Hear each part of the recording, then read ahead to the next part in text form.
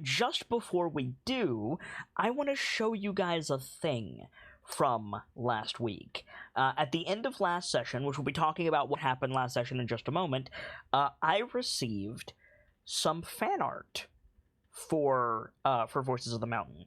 I received this, which is our orc captain Paladin Lash of House Dark Driver of the High House Dim Watcher, covered in dragon blood and taken some time to collect herself.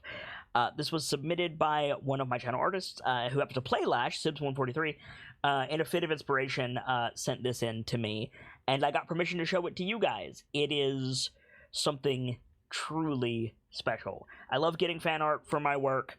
I love getting any recognition for my work, to be blunt. And this is a powerful image, if I do say so myself. And now we can tab over here and talk about what it is that we had going on last session. A dragon attacked the moot. To put it very bluntly, a white dragon descended from the snow-filled sky and attacked the moot whilst the hunters were out hunting, and others were preparing and settling in for the first night of said moot. And it didn't go well. The dragon managed to breathe its icy, deadly breath on many individuals. And that's pretty much where we are. Like, we lost a great many people. Many were frozen in the ice or otherwise wounded by the dragon. But with the help of our heroes, specifically and especially Firga, Kelio, and Lash, the dragon was eventually slain.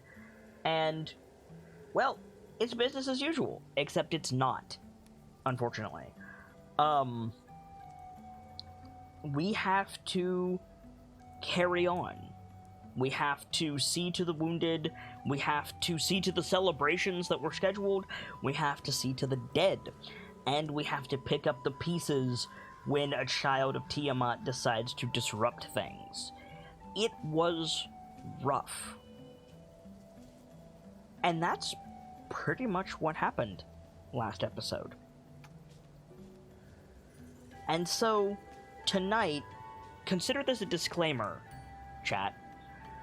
Tonight's gonna be rough, as our heroes find the extent of the damage, and hopefully, the will to carry on. If you're not a fan of difficult situations and emotional moments, I completely understand. We'll be trying to pick the action back up next week at earliest, if possible. But for tonight, we've got some work to do. So, in the hours after the dragon is slain and taken out of the central moot grounds, when the dwarves have begun rebuilding their tent and the healers of all of the factions have been dispatched to thaw, mend, or number those who suffered at the claws of winged death. We see many sights one would expect in field hospitals. We see clerics and otherwise magical healers bathed in golden light as suffusing victims with that selfsame essence. We see gasps as life returns to individuals. We see surgery wings, shadowy figures behind drawn curtains, doing grim work, trying to save what they can. It is not all quiet work. We see a shot of a pair of Goliaths holding down an obviously delirious Minotaur as a bonesaw sets to some unspoken work behind a curtain. We see, or rather we hear, many joyful gasps and cries as, shouts of, "We've another! Get a blanket here!"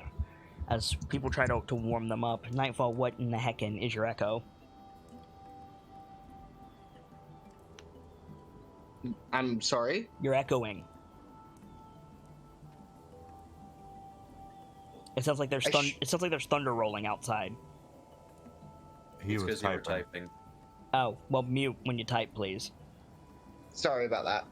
Nightfall was tap dancing on their keyboard again. No worries. So, yes. Cries of, get something warm! More quiet exultations of, "You're alright now, lad. We've got you. You're back." And quieter still, questions begin to be whispered as the night carries on. "Do you think that one? Can we spare the magic?" The immediate response in the early evening is, "Of course, we have to try. If there's a spark in them, we've got to bring it back." And then, as the evening wears on, "No, they're too far gone. We've got to save the spells for those more likely. Do what you can." We see Eldred, the druidic tiger princess of the human camp, trying to generate the will to cast a spell. Her hands flaring green and then it fading again, clearly exhausted. Her eyes are sunken, sweat's pouring off of her.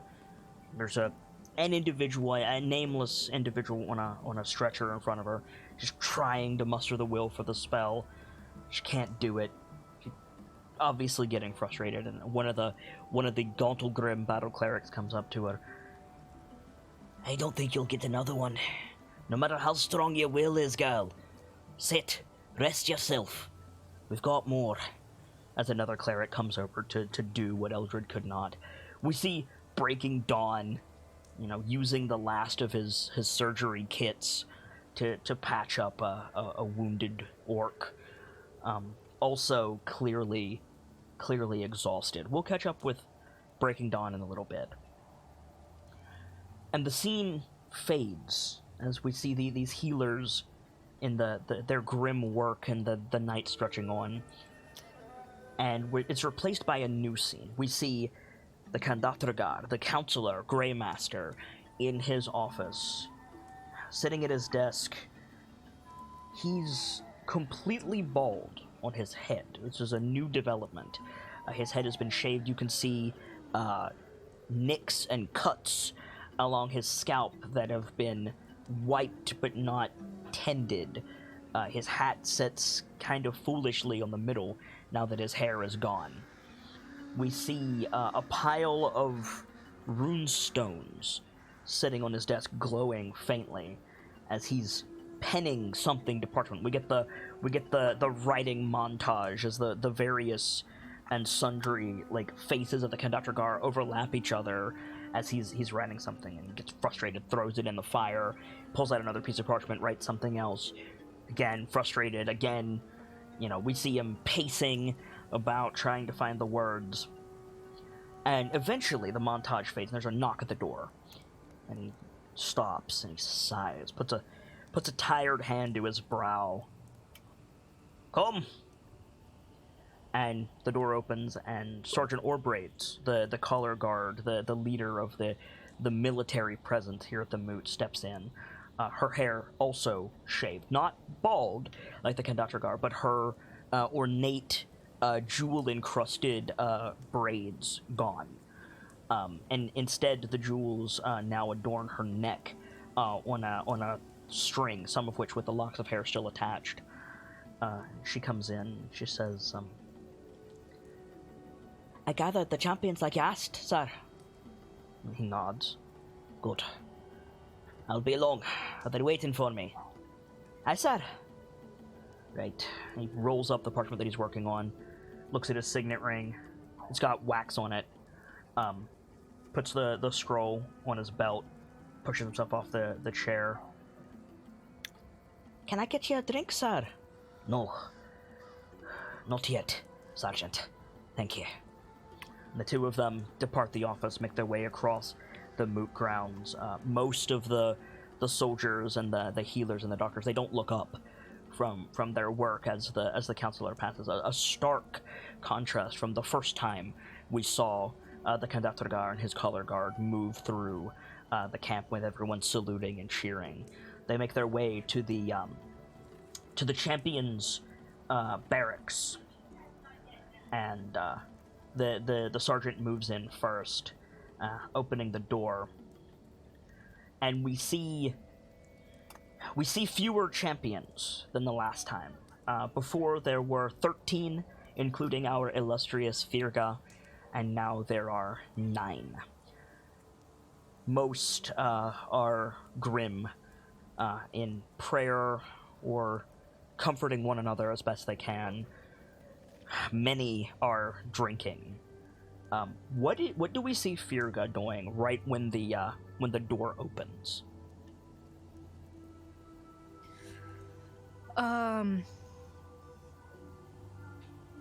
She's probably drinking too. I'll be honest. Okay. So Firga's in the bottle as well. Maybe like, do we see all of the champions like sharing a toast when the sergeant walks in?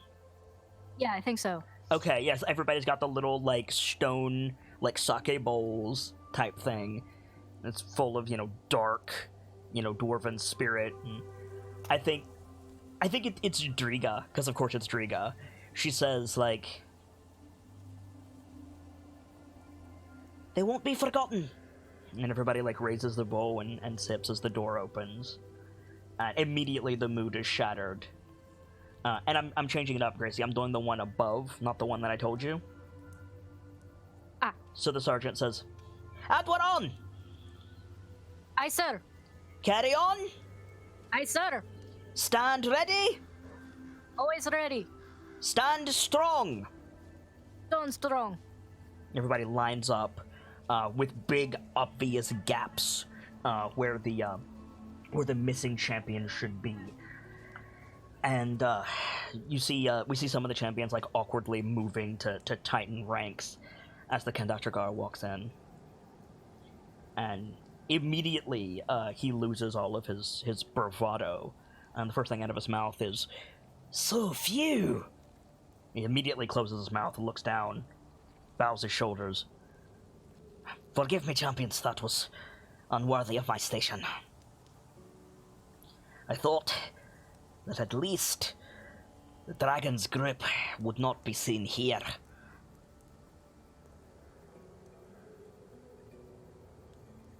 I have the reports, if you're interested."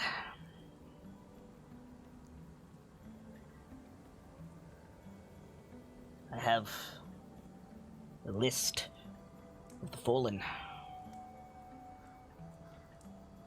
I intend to call for a day of mourning tomorrow. Let's that hang for a minute. The implication that it's that bad for everyone kind of sinking into the bones of those present.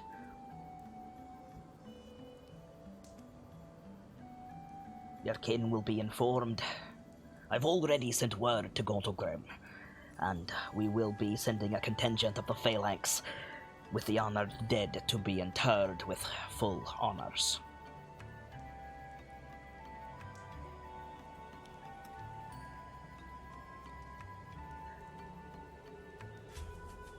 No one could have expected such a threat to rear itself so quickly and so decisively. And as such,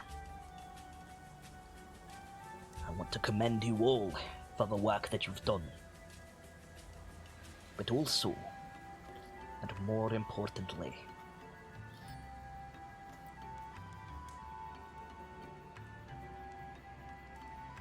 I've an apology to make. Glimmerwood, front and center. Aye, sir. Step forward. Sure. Yep. I don't need to tell ye the opinion of most of the Adwaron at this moot are gathered in this building. I also don't need to tell you that I shared it, Dwimmerwold. That you were playing at being a soldier. That you should stick to your kin and do what it is that the clans have deigned you're supposed to. What you may not know, and what I doubt those gathered here know, is the Forgotten asked for you by name. Blink, blink. And I turned him down.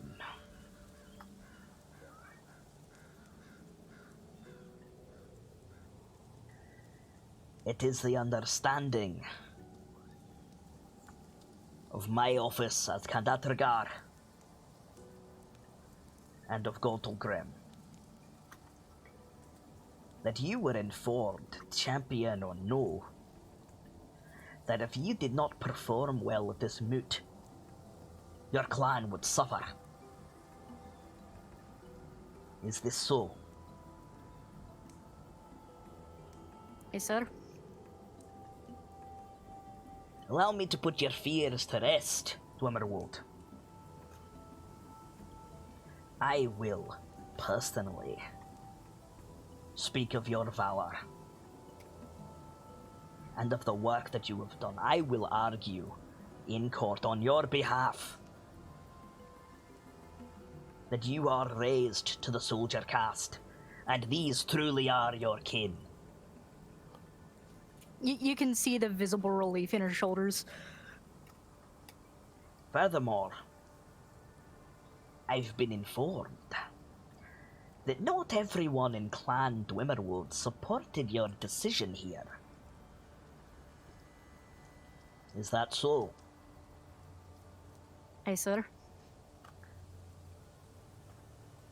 I shall then take my argument directly to the Thane, and cite Clan Dwimmerwood as an exemplar, proving that your clan's birthright is not only what your clan is good for, and allow others to petition for the example left by Clan Dwimmerwood, and to allow dual placement to the worthy. Oh shit! Out of character. Oh shit! Aye, sir. Lastly, and you know it's not common for a greybeard to change his mind, for good or ill.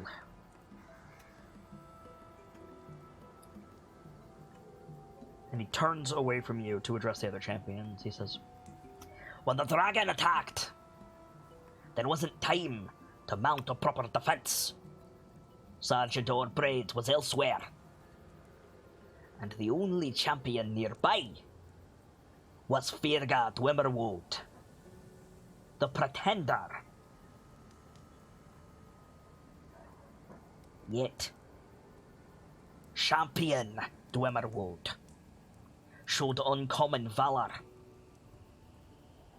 leaping without hesitation to the defense of clan, kin, and ally, giving the orders, leading the siege team, bringing down the bloody creature. And that wasn't enough. Any one of you, myself included, would have been content with that. To let the Adwaron do what they do and finish the day. But Dwimmerwood, you make the rest of us look bad, girl. She leaps back into the fray, giving order to the phalanx and the rune strikers, overseeing the healers, before Orbraids finds her in the midst of everything and takes the bloody signet back.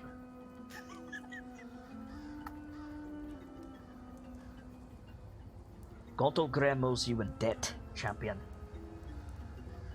Furthermore, I owe you a debt. Because of your valor. Many more survived than would have in the initial assault, and the entire thing was brought to heel faster than I've ever seen. Sergeant? A record, sir. Downing a dragon in 20 minutes. Blink, blink. The only reason that I am not presenting you with a commendation right now, champion, is because I don't have one here. You'll be getting one when you return to the hold. In the meantime, he reaches into his pouch. He pulls out. We've seen its like before. He pulls out a token, like the mithril token that Oreg gave to Lash, except this one is gold, and it's got the symbol of Gauntlgram on it. And he says, "Is this one higher tier or lower tier?" Lower than the tier. One we saw It's before? lower tier. The one mithril is higher. This is lower. Okay. But it's solid gold. He holds it out. He says, "A token bearing the Thane's seal. Help yourself to whatever you want from the moot, and I will personally pick up its tab." Looks at the thing, looks at him, looks at the thing. Thank you, sir. You want a new set of armor before the Ring of Valor? It's yours. You want an enchanted axe? So be it. You want a lifetime supply of ale? I'll see it done. And if you take it, he, lowers his hand and then bows, and then you look and every champion is bowing. Neither Fierga nor I knows how to react to this situation. Okay, what do you do? I think she just, stands there awkwardly, not knowing what to do. She's a little deer in the headlights. Okay. So I think the conductor guard, raises after a moment, and he says,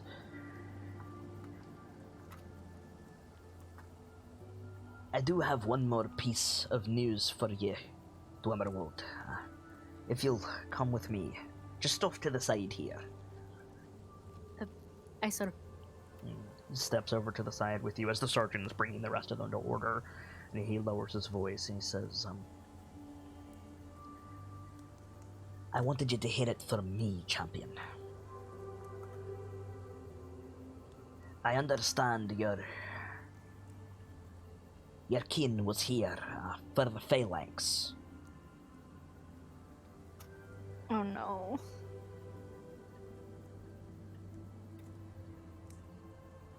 What does Fierga say?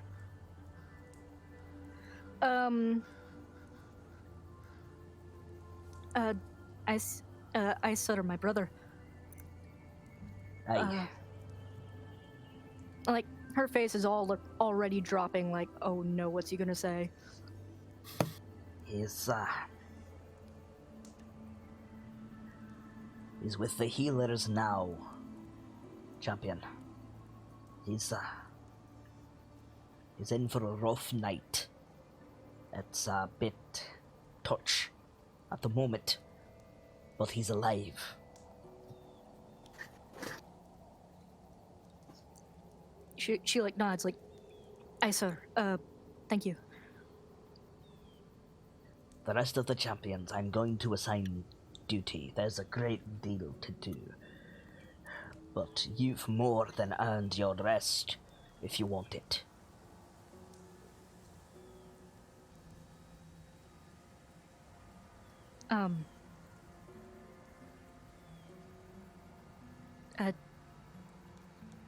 No, Sutter, I think as you said, there's quite a bit to do. Aye. We'll be interring the dead tomorrow. We'll be holding a wake. But right now, we need to get a number on how many that is, gather the bodies. It's not dissimilar to the Hold of Records when we reclaimed the city. The only difference is that was a raid. And it's a great deal easier to clean up after a raid. Hey. Aye, sir. And he turns and he says, Champions! Aye, sir! There's work to be done. Sergeant O'Braids will have your assignments.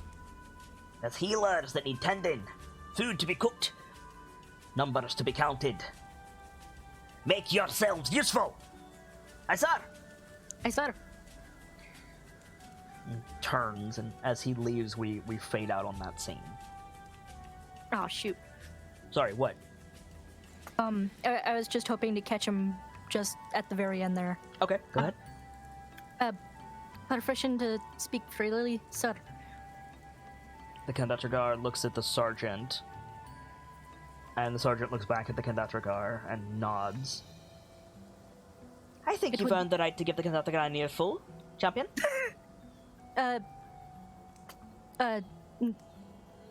Not so much that, sir, as it would be folly to say I did this alone. The Everpeaks were vital in bringing the beast down.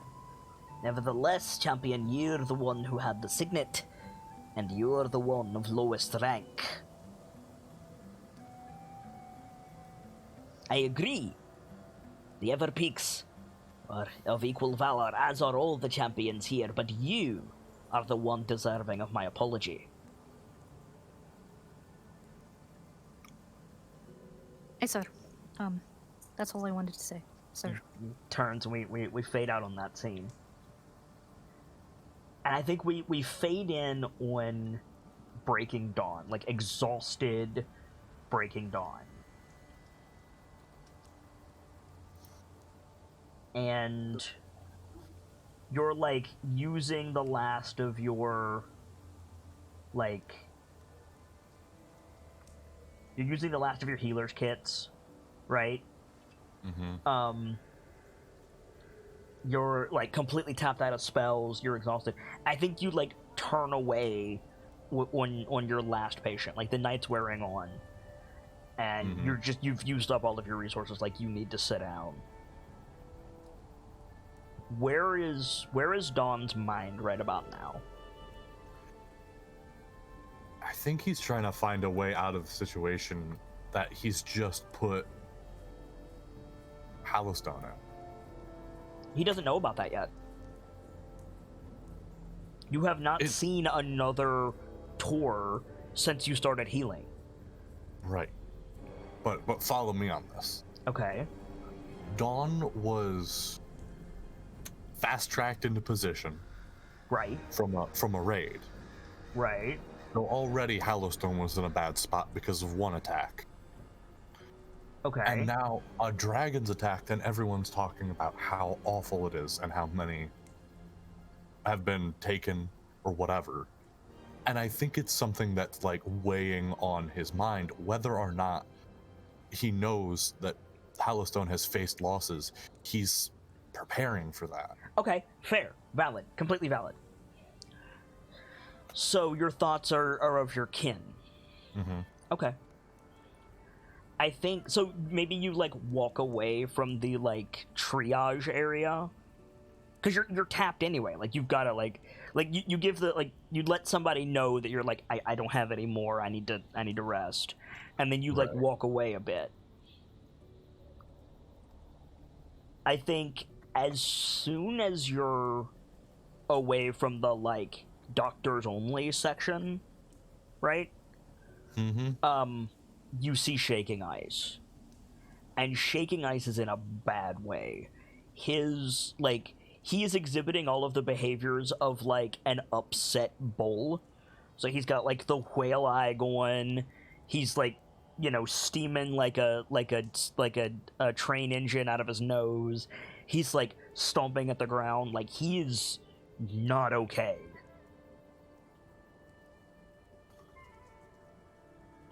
I see Dawn. It's like on one point, he should know. It should be known better than to try and talk to an upset Tor. Right. But at the same time, this is like part of. Like he has to. Yeah, this is not only one of Dawn's clan or one of his tribe. This is his personal friend. Yeah, it's not only is it his personal friend, but he's been acting as your like chief's guard, like color guard, since you've been here. Like he's like literally your right hand. I think like Dawn. He does that like, you know that weird lip wave a bull will do sometimes. Yeah. I think he does that in like a mild groan, like I shouldn't make this play, but here we go. Yeah, right. He's gonna go talk to Heis. Okay. Now just a reminder, like everybody is tired. Like it's pushing midnight. Dawn is probably like the fur on his arms is probably like matted with blood. He's probably got like speckles of blood on it. Like you didn't take a hit during that fight. No, you did from the kobolds. So you're not doing great at the minute. Kobolds kind of kicked his ass because he was more focused on saving slots to help in the aftermath than dealing with them. So you walk up to Shaking Eyes, and like before, if you were in Shaking Eyes' field of vision here at the Moot, it was, you know, eyes forward, ears up, thump chest, my chieftain. Right. Now it's like whale eye, shoulder shudder, and it's not until you're right up to him that he manages to speak, and even then it's not much. It's like, my chieftain, Dawn. Like he's not here at the minute, like he's elsewhere. Yeah. I think Dawn just does that. He gives like, I don't want to say the doe eyes, but like that knowing, that weird knowing look. And it's just. Ice says, I have news. Speak, brother. He shakes his head. Not here. Which can only mean one thing. Yeah, and I think he like dips his head and then like looks up at Ice and nods. Yeah, and I think you guys like walk away from this. Ice like does not relax at all. He's like every couple of steps he like scratches at the ground, and he's like looking from side to side, like, you know how like a prey animal like looks from side to side when they're nervous. He's doing that, and like his hands are twitching. And you get to like a quiet part, and he says, of the tribes, 12 fell to the dragon.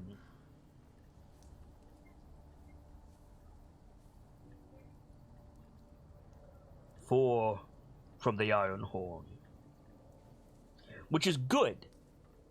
Like, of course, Iron Horn was the first one into the fray. Right. Like, 4 from the... Okay, so that means it's spread out. That's good. Right. 7 from the Hollow Stone. And I think that he just looks down.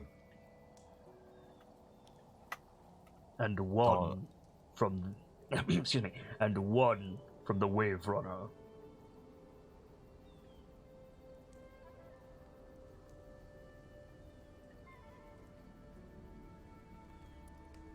I see. I know them, my chieftain.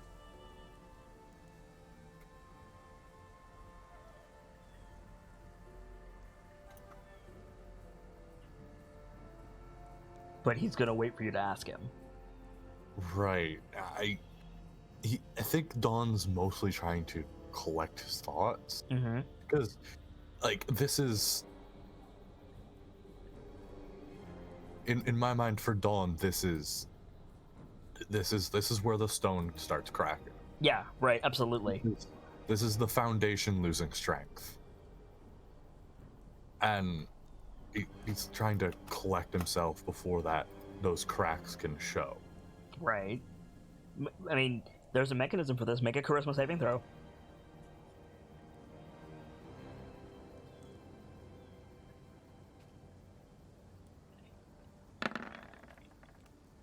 Okay. Make sure you're rolling as Dawn. But otherwise, yeah, like... Solid. Sorry, I'm on the wrong setting again. Give me a sec. No worries. So yeah, you're able to, like, put on the chieftain face. And I think that, like... Excuse me. Calms Ice a little bit.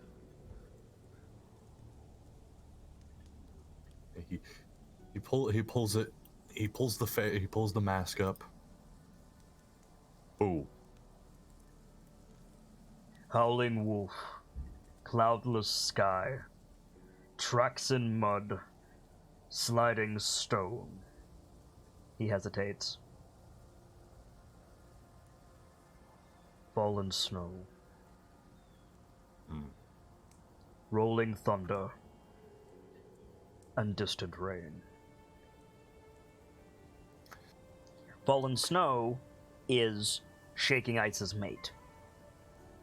Right. Rolling Thunder was your third amigo. My other bro. And Distant Rain is Rolling Thunder's mate.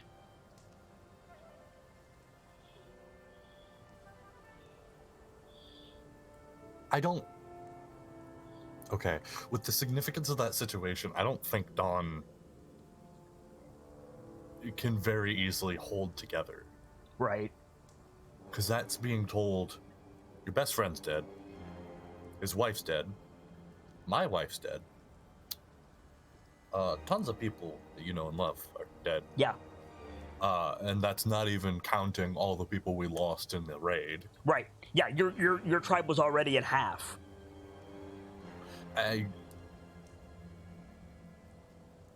I'm tempted to roll it again. By all means, I think you'd have disadvantage. Okay. Yeah, I think like the mask cracks. I think it's like I think it is completely reasonable that, like, throughout all of this, Dawn was like, it's okay. Rolling Thunder has his mate. They can start over. Shaking Ice has his mate. We got them away from the giants. Like, we can get through this. And now hearing, like, all of them are gone. I think his primary response is just anger. Yeah, right? The first thing he does is, like, just throw something, and he just takes the mace off his back and just yeets it. Just, like, probably with, like, a human cannot make the noise that a bull makes, but we all know the noise that a bull makes. That, like, it's not quite a trumpet, but it's, you know. Yeah. Okay. The classic pissed bellow. bull. Yeah. Yeah. And I think you throw the mace, and Shaking Ice, like, puts a hand against your chest really quick. And when you see red, like, you, like, zone out for a second. Right. And when you come back, Ice is just repeating, my chieftain. And when you acknowledge him, he says, you can't. They need you. I am aware. And, like, his hand is, like, shaking against your chest. Like, he's pissed, too. Like... I think Dawn in totality is shaking. Right. Whether it's, like, anger or the sadness of the situation, you're damned if you can tell. Yeah. And I think after a moment, in a small voice by Tor standards. Shaking Ice says, "They have been gathered."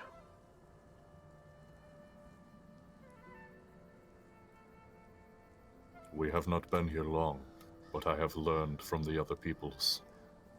Let us see if what I have learned can help us. I'm curious what you mean by that. I've been thinking about this a lot. Okay. Lash has made it a point to say a couple times the whole "we are unbroken" thing. Right. Dawn doesn't know what that means, but it's still weirdly a powerful statement. Very. And I think he's going to start using that for Hallowstone. Okay. We are the foundation of the Tors. Don't hit your mic. Sorry, I hit my table. Yeah, which hit your mic. Yeah, sorry. No worries. But, like, we are the foundation of the Tors. We give them a base to stand on in the mighty battles. Right. I just thought that would be kind of befitting. Okay. 'Cause I took that to mean I'm gonna try to heal them. Right. And I just wanted to make sure, because, like, Ice confirmed they were dead before he came to get you. Right. Dawn, one of the reasons Dawn came to the Moot in the first place was to learn how the other races do. Right. So I think Ice, like, leads you back to the Tor camp, like, across the river. Right. And, like, it looks fairly normal on the outside, aside from most people being quiet. Like, there weren't that many Tors here to begin with. Mm-hmm. But I think, like, Second Torch and Sprouting Earth are, like, waiting for you on the other side of the bridge. They've got, like, torches. Mm-hmm. And Sprouting Earth, like, nods to you in that, like, I already know kind of way. And Sprouting Earth goes to speak, and Second Torch stops him. And they lead you back to the camp. And Shaking Ice has resumed his place, like, behind you at your shoulder, not talking, largely because he can't at the moment. Right. And you're led into one of the, not the big central tent, but one of the other tents, where several of the wounded are being tended, but there's also, like, row upon row of, like, bodies covered by sheets.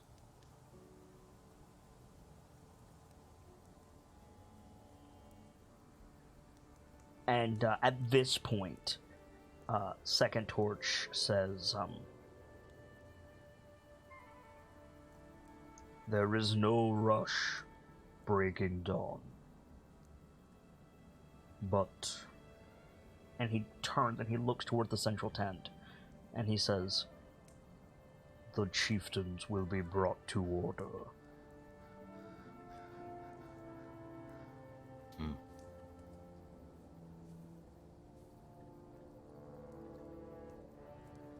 What do you do? I think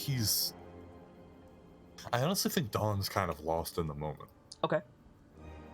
Because this is proof of it's the proof in the pudding. Right. This makes it real. And I think a couple of decisions come to Dawn in a little bit of a rapid succession. Okay. Like, now he heard what the Forgotten said. Yes. He knows they are gathering people. Yes. And to Dawn and Hallowstone, the Forgotten is like a symbol of their belief. Right. It is an entity of stone walking and talking, speaking of the end and trying to get people to stop it. Right. And I think, like, to Dawn, this affirms I'm going to find my way into that group. Because if I can help an emissary of the Mother, maybe the Mother will save us once again. So what I'm hearing is Dawn is desperate. Yeah, a little bit. He knows how this is going to look for him, and he doesn't care. He will save the Hallowstones, even if it takes his name. Okay. So Second Torch, like, puts a hand on your shoulder, and then leaves to go join the other chieftains, because apparently that's a thing. And when he's gone, Sprouting Earth, like, comes up to you, and you feel Shaking Ice, like, shift a little, and Sprouting Earth, who is completely upset, by the way, not angry, but, like, he's got ice around his eyes where he's been crying. He just says, I tried. I did my best.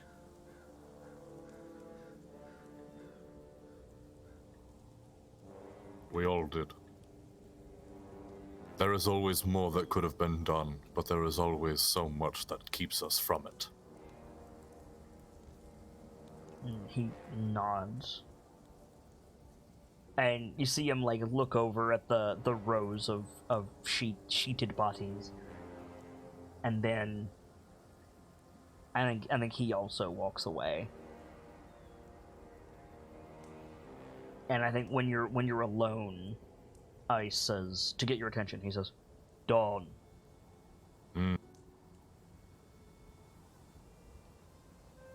Yes. I gotta... What's up? Sorry, I just had a really weird question real quick. Yeah, go ahead.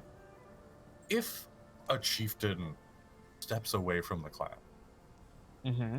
what happens? Who takes charge? Is it like the situation I'm in now where someone takes temporary charge? Yeah, like you would name a successor. Okay. But also, like, you can still be chieftain and go on this adventure. Right. I'm just thinking because someone is going to have to manage things and keep people calm. Right. The issue with that is there's nobody. Mm-hmm. Like Shaking Ice is your bro, but that's... Your clan does not have or your tribe, pardon me, does not have enough to fight off a pack of wolves right now. Like, the best thing you could do, even if you don't want to integrate into another tribe, is to take sanctuary with an ally. Mm-hmm. Like, you need it.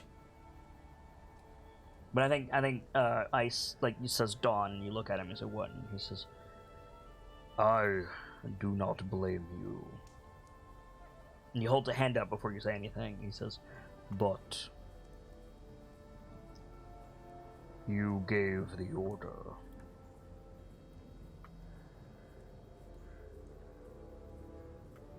And he looks pointedly toward the chieftain's tent.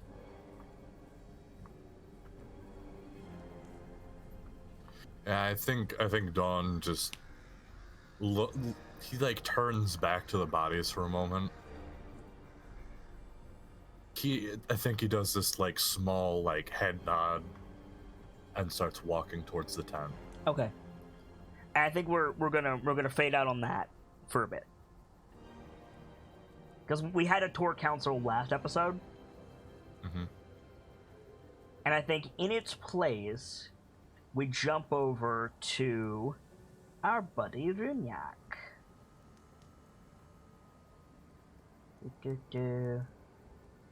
Runyak. Hello. We see Runyak on horseback on his big what's the name of the horse? I'm blanking. I actually came up with a name while all of Oh, that was perfect, going but I meant on. the breed. What's the breed of horse called? Oh, Clydesdale. Clydesdale, thank you. We see Runyak on his big Clydesdale, and we see Orvar on his own horse nearby, and it's just the two of you out in the snow. But you said you had a name for your horse. Yes, the horse's name is Trivar. Trivar, like tree bark? Trivar. I'm not sure what the first sound is. Like tree? Tree, And then var. var. Okay, Yeah. yeah, Trivar. Okay. So yeah, so you and Orvar are like out in the snow, looking for Alderun and by extension Eldred. Mm-hmm. Because time has passed since the thing before. Right. And yeah, like what? You said you wanted to have a conversation with Orvar when you were alone. Like, do you still want to do that, or are you focused on finding Alderun? I think we're focused on finding them right now. Okay. Bruniak knows that there will be time to talk eventually. It's just Do right you have now, a the light source, or are you traveling in the dark? I have torches. Do you have one out? I would say yes. Okay. So make a perception check. Survival check. You're tracking. Make a survival check. Okay. You have disadvantage on this because of the blinding snow. That's okay. Okay. Or not. So you've been riding for a bit with, like, luckily you're on horseback, so there's these big ruts in the snow leading back to the moot, but you don't see much out here. Right.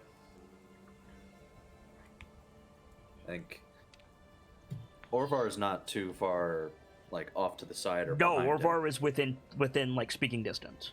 Good. He's like right, yeah, like you could like extend your leg and kick him. Yeah. Are you see anything yet, Orvar? And sits up a little bit, looks around, like makes a like a point to like slowly look in every direction, and then looks back at you, head shake. I do hope that they found somewhere to not be within this blizzard. I think after a moment more of traveling, Mhm. Orvar says, Alder, Aye? what happens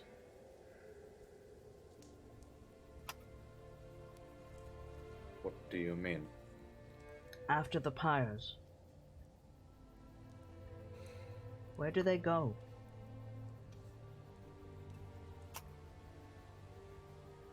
Well, Orvar, it's not exactly known, but we believe that they go to the halls of the fathers. They get to lead a comfortable afterlife with drink and merriment. How do we know? And that's just it, Orvar. Nobody knows for certain. The only thing we can do is hope that they are still there. That they get there. Have you ever been? I can't say that I've ever had any experience with that, no.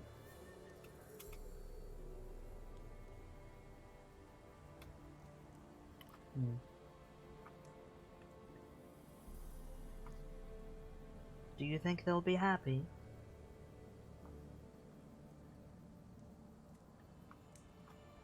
I don't know, Orvar. They went out on a charge for protection, but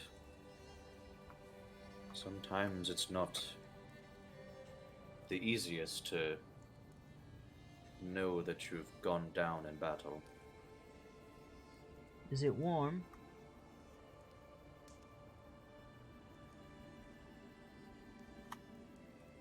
I assume it's like a little paradise up there. At least it's warm. Yes.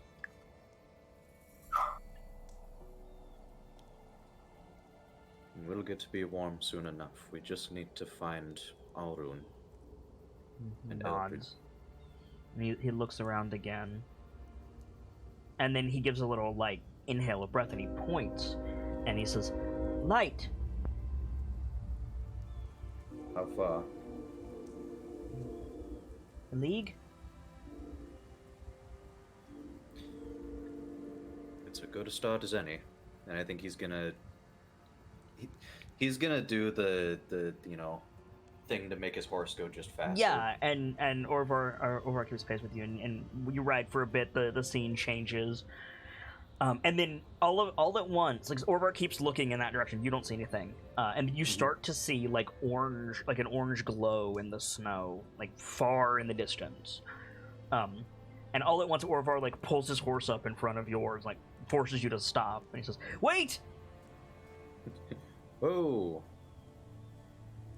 What is it, Orvar? And you see him that his cheeks are flushed, either from the cold or you're not sure why, and like he's so like excited that he's lost like his ability to speak, because it's hard for Orvar to speak. Yeah. And he just like points at the war horn on your belt like emphatically.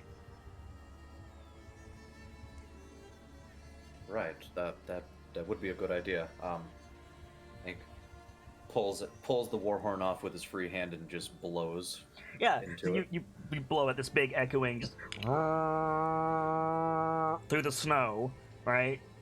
No immediate reaction, but Orvar seems to like relax and starts like riding again. Is something the matter, Orvar? He pulls his hood up and like looks away from you.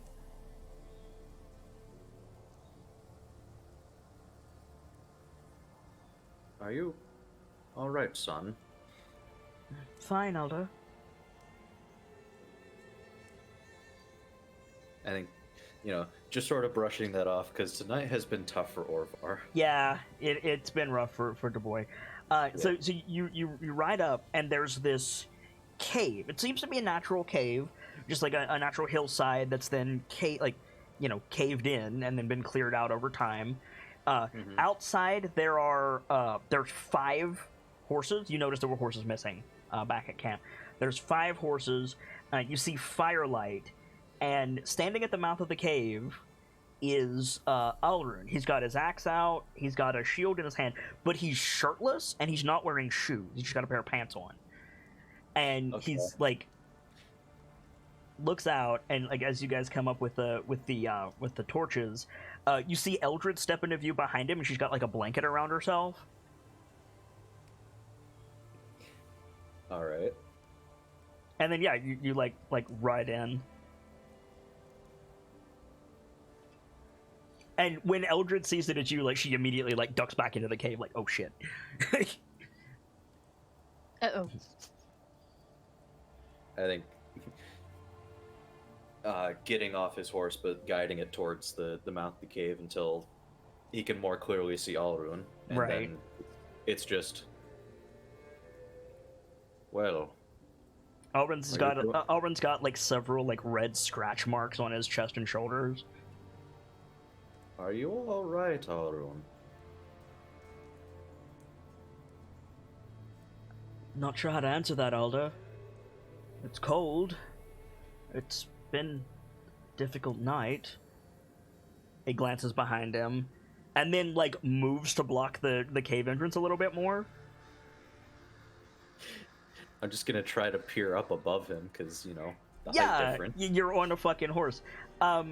Yeah, like you see Eldred's shadow behind a rock behind the fire. She doesn't realize that she's backlit by the fire, and she's like, getting dressed.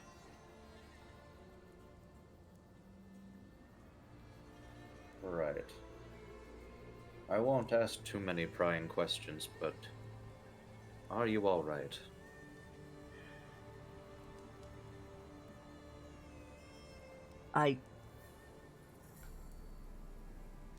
If this is about the horses, Alder, I just wanted to return them where they're meant to be. No, it's not that, Alrune.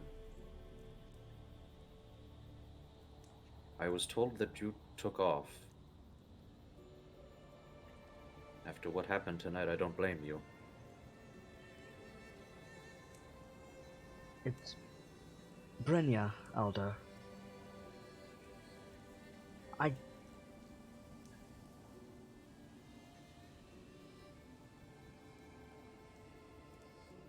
We were... In spring, we were supposed to... And then... This. I think yeah.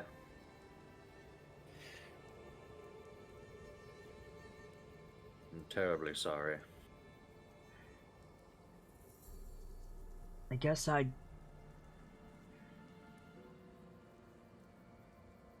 didn't feel much like being a champion after that, Alder. If I had lost my companion the same as you did, I would share that thought. Eldred, like, steps into view, dressed normally with her spear on her back. Mm-hmm.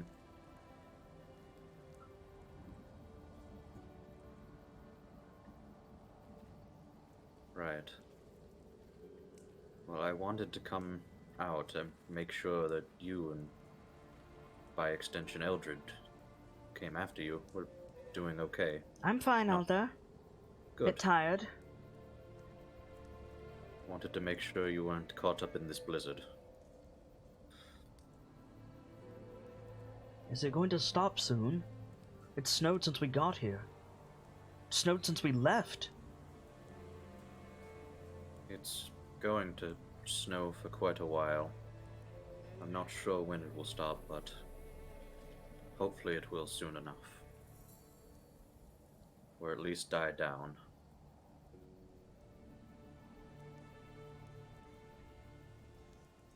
Do you want me to come back to camp, Alder? No, you two are fine. You can do as you wish for the rest of the night. I just needed to make sure that you both were safe. Just defensible position as any. Aye.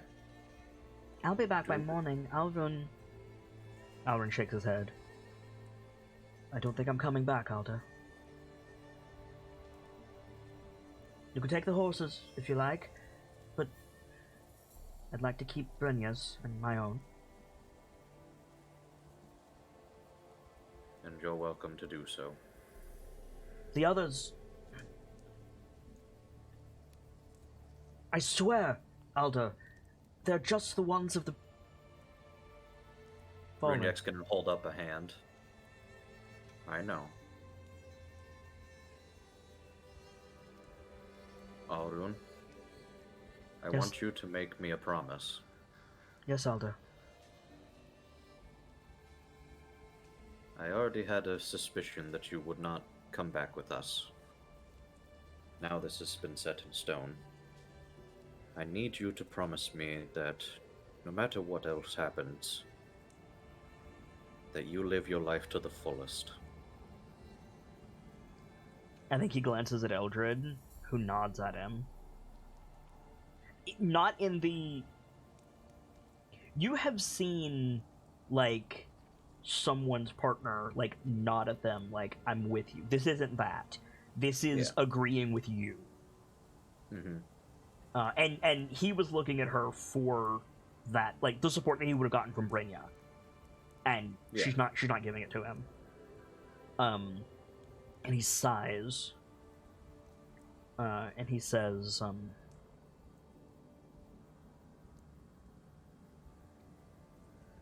I'm not sure what that means anymore, Alder.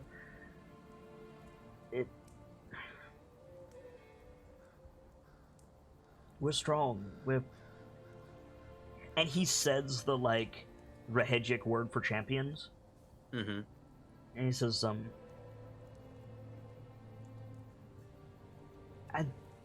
there was...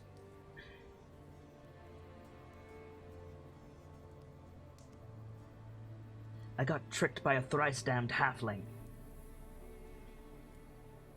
I don't blame you or anyone else involved with that, with what happened. And from the sound of things, it wouldn't have done any good anyway. I'd heard stories, sure, but there's more of those, right? How can any of us... How are we supposed to... And he looks at Eldred again, and she, like, steps back away from him. He sighs.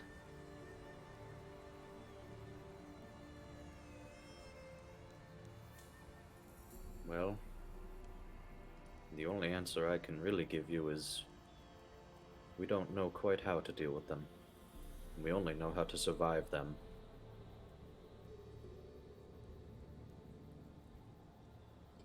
Alone, at Can least. you make a persuasion check with disadvantage? Because that is the worst thing you could have said to him. Sorry. Yeah. Oh, no, that's fine. Okay. Not terrible. No, not terrible. Well, with disadvantage, it's not great. Could be worse. True. But I think, like, you say that, and his head snaps up, and his eyes, like, reflect the fire. And he says, "You know how to survive those things? You didn't think to tell us? Tell Brynja!"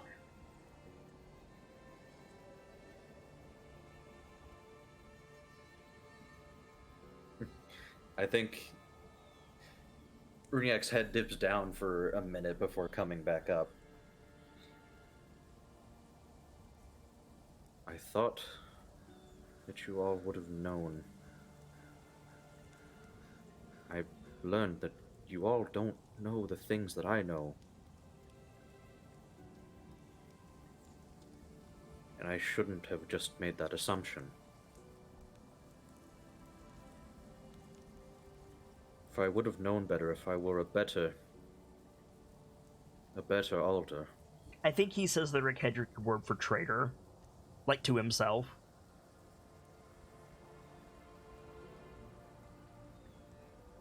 Like, he's white-knuckling the axe in his right hand.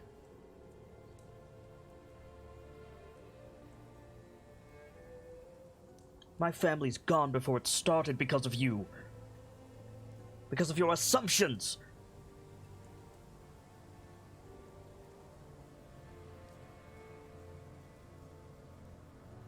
Never should have come here.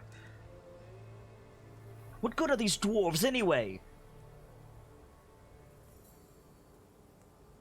We were fine. We are fine.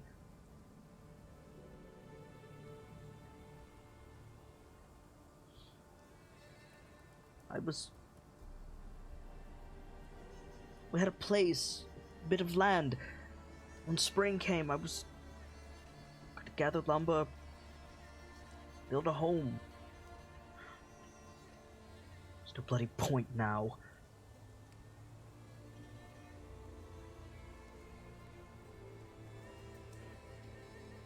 And for what? What's the purpose of all of this, Aldo?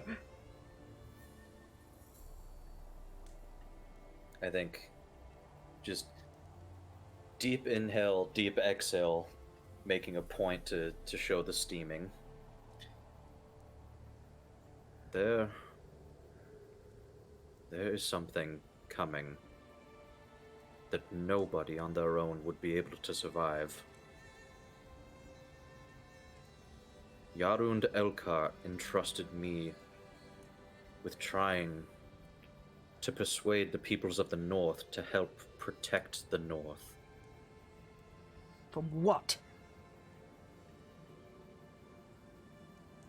And I think he's just gonna stare straight into Alrun's eyes and give the Red Hedgic word giants. You hear Eldred inhale slightly in surprise. She's not one to gasp, but you caught her off guard. Yeah.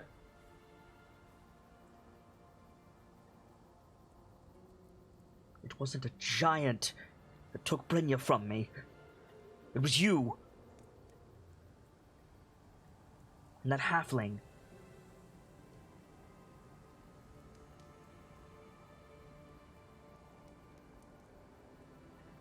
Find someone else to fight your war. We're not your expendable soldiers.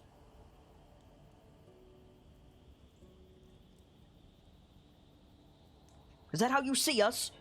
Pieces? Or you play the game of kings? You think I expected any of this? You think that I was the solemn one to figure out all of this? You think that I know exactly how to lead all of you? Apparently not. No. I really don't. I used to be a simple man. And now I've been thrust into responsibilities I don't even know how to understand.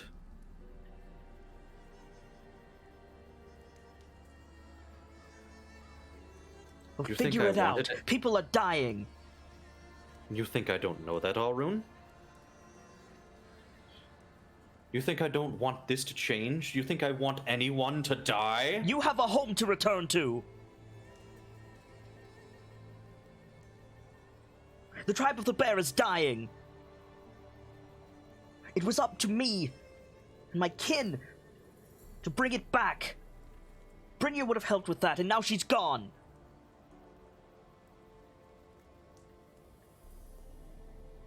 She's gone.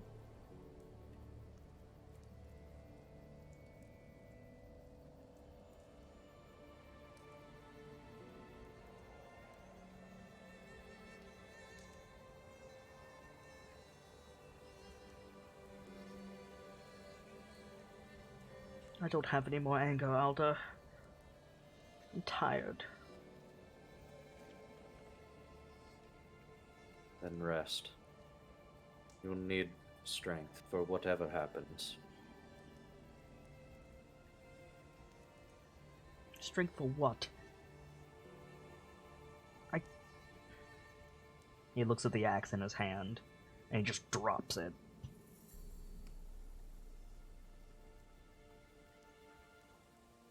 I want to walk into the snow.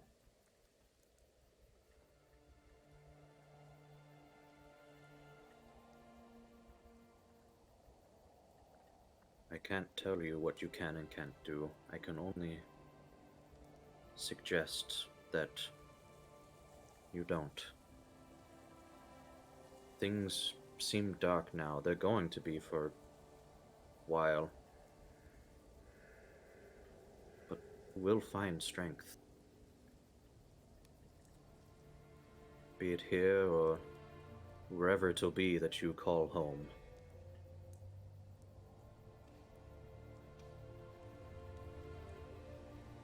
Feels empty, Alda.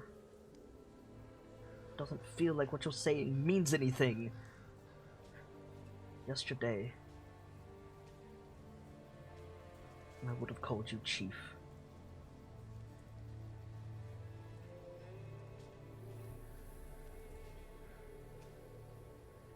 You catch Eldred looking at you, Brynjak. Mm-hmm. And what she doesn't say is her face shows is, did I do the right thing? Regarding what you can infer from this scene. But what she says is, I'll stay with him for now, Alda, if you like.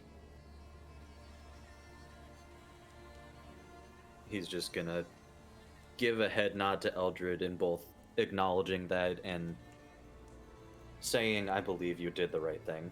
Okay.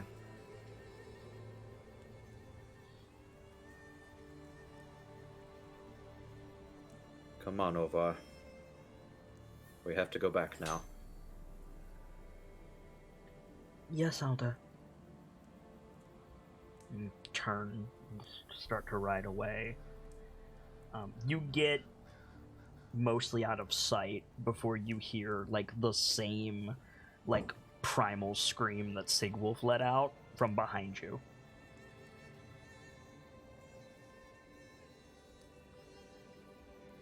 And Brunyak's just gonna solemnly go forward.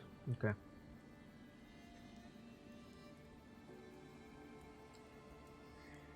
Whew. I'm gonna be real, that was a hard one. That one was That was heavy. brutal. Dude, I feel you. God. No, like real talk, I need a minute. Yeah, no, so Yeah, Yeah, take you your good. chance. You good. You told any of us that we could tap at any time. You can too. No, I can't. No, I can't. well, no, you can take a minute. Yeah, yeah, I just need... Yeah, We can fill the gap. Don't worry, Fox. Elrond broke there, and I kind of felt it. you Right, think I was Brunyak didn't? too. Ronya was played exactly as a person who's in a position he doesn't know what he's doing. He's supposed to be played. Like heck. Yeah, Alrun's not coming back. I just checked. Yeah, no, I didn't figure he would. That was. I was expecting the hit from Firga's brother. I was expecting the hit from Shaking Eyes. I wasn't expecting the hit from Alrun. Life finds a way. Yeah, right? Right? I apologize to anybody watching the VOD or watching this live. I don't mean to take everybody out of the story, but that was a hard one. Okay. You're a good fuck. We need some levity. We do. So We do. Kelio. Hey, Kelio. Exactly. Yeah. Exactly. Kelio. The thrice-starred halfling. Yes. when we fade out on Runyak and Orvar, That's gonna be my nickname after the episode. Is thrice-starred halfling. Yeah, right. Where do we find Kelio? Are you like in the halfling? Or sorry, in the Goliath camp? Are you? I think she's refilling her distributing thing. Okay, so you're in like the wooden like cafeteria building that the Goliaths have set up. There's a bunch of Goliaths in here, like drinking and singing.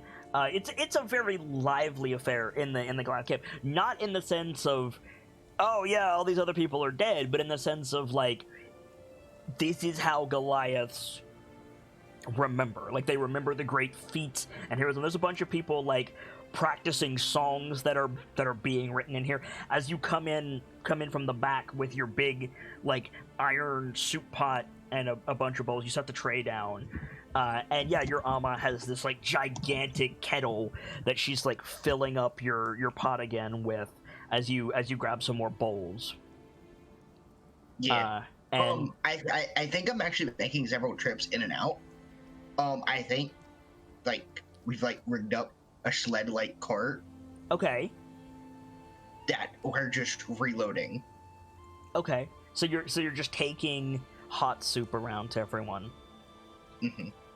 Remind me, what is your Amma's name? We talked about it in the first episode, and I've forgotten.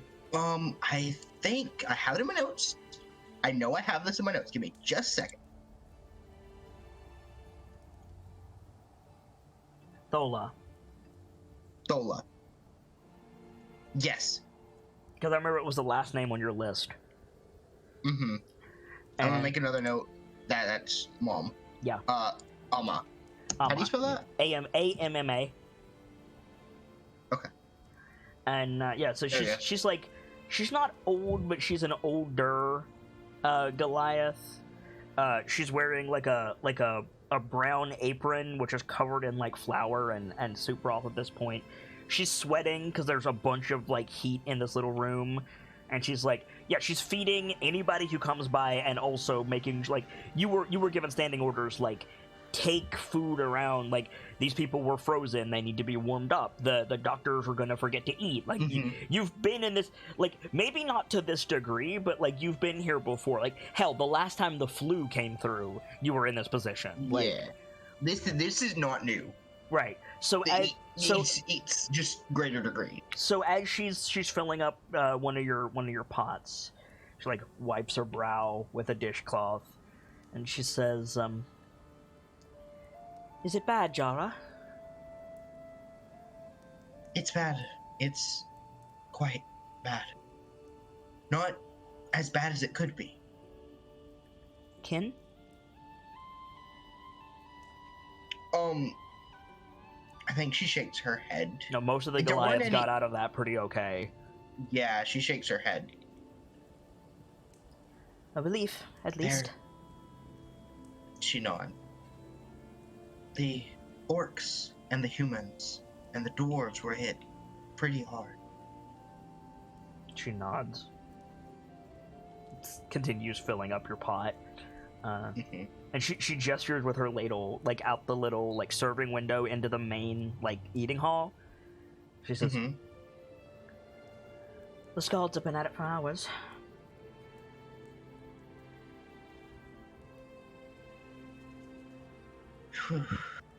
Do you like look out? I think she does. Like, gets on a little step stool and looks Yeah, out. and I think as you do, there's some Goliath. We don't know who it is. Big dude. He's got like a drum clipped to his belt.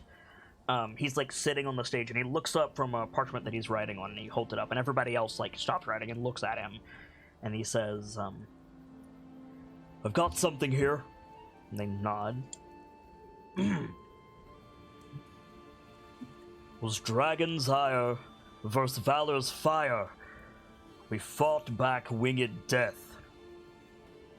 Though we did win, too many kin were felled by winter's breath.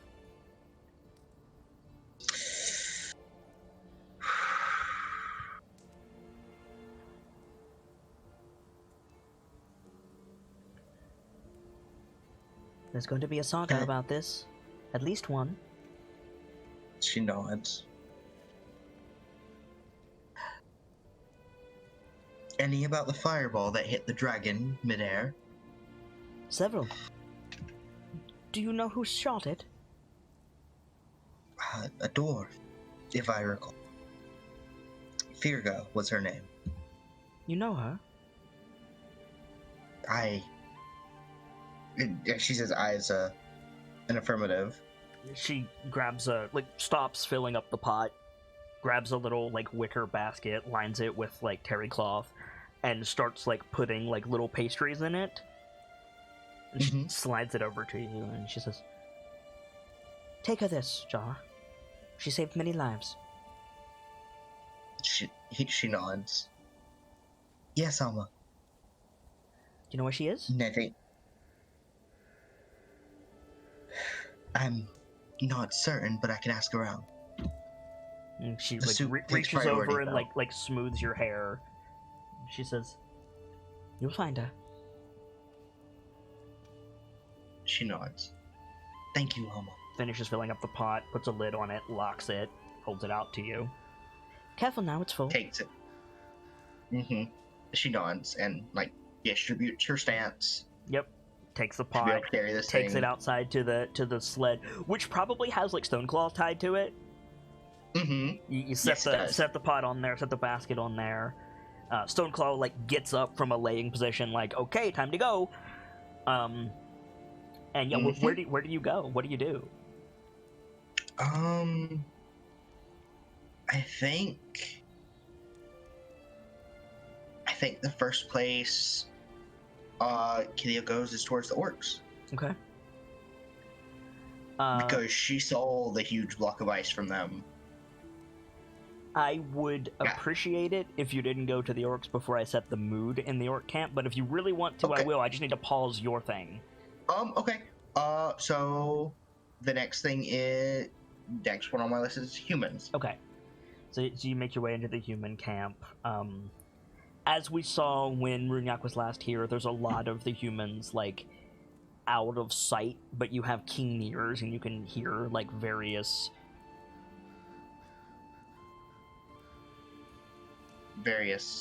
situations, let's say. Some in drink, some in despair, many in fitful slumber at this point. It's quite late. And you, there's no guards at the gate, as I noted the last time. And you bring Stoneclaw up into, like, the center of the camp, where, like, you see Sigvulf, the oldest champion, and several of the other, like, older boys and girls. They're, like, arranging, like, you've seen a log cabin fire before. It's a really efficient way to make a hot fire. But these are huge. They're like a small building, and they're like arranging these massive, like, macro-sized log cabin fires as you roll in, and Sigwolf turns and he sees you. And he narrows his eyes. "I'll keep my axe on its belt if you tell me why you're here, halfling."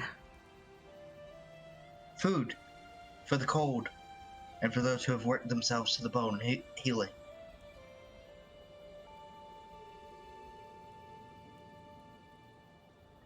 I think he like cocks his head toward the cart, and like some of the others start to go and like grab stuff. You see a couple of them like run off to get the others, theoretically to get the others. He nods. Mm-hmm. There won't be If enough I here need- for all of us. I'm making trips. You'll be back. She nods. Oh, the Runyak's not here. What do we owe you? Nothing. Nothing? What do you She mean, nods. nothing? There are cold, and there's wounded, and there's those that are helping. There's no debt to be paid.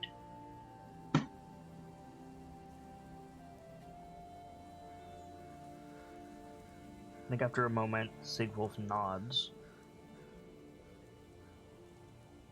So you're a cook? My Alma? She is. What does that make you?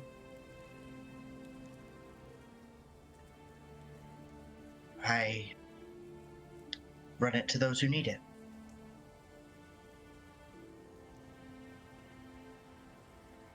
One of the other kids like passes him a bowl of soup, and he like sniffs it. And he looks at you.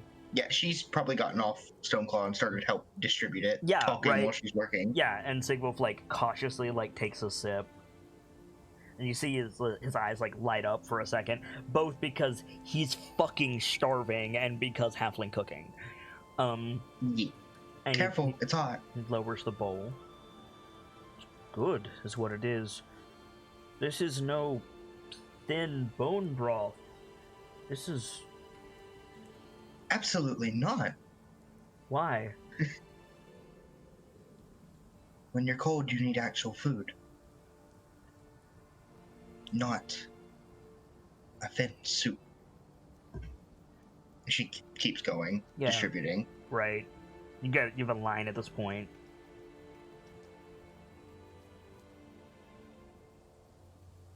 The Elder's away, like I said. I'm trying to look after things. And she takes a real look around.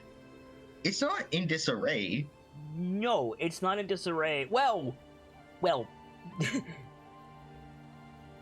It's There- not in there disarray is- as much as it can be. Yes, there It's is. not disarray relative to the situation. There is relevant. Sorry, there is evidence of rebellion, emotionally charged rebellion, in various places. But on the whole, yeah, it's like there's neat lines of champions taking food from you and the others. You're running out very quickly. You're gonna need to make another trip. There's a lot of humans. Yeah. Which is good. Like, ultimately, it means that there's, like, they weren't, like, decimated. Yes, this is a very good thing. And I think after a moment, Sigwolf says,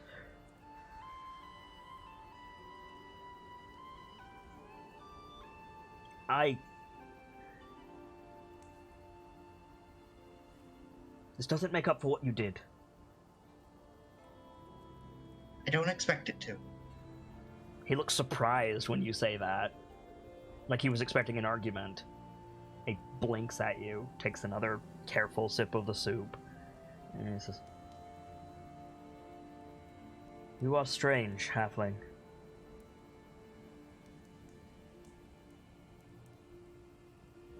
Are you Most people are. a tracker? She nods. Takes a sip. I think the soup supply is out, Yeah, right. and she's getting ready to go and get more. Yeah, go get more. You're still Mhm. passing out like bread and stuff. Yeah. But Sigwolf says, my elder went up to find some of our missing kin. They haven't come back yet. She blinks for a moment. Do you have something that Stoneclaw here can track by scent? A belonging, perhaps? worn clothing? Not of the Alder, but of one of the missing, yes.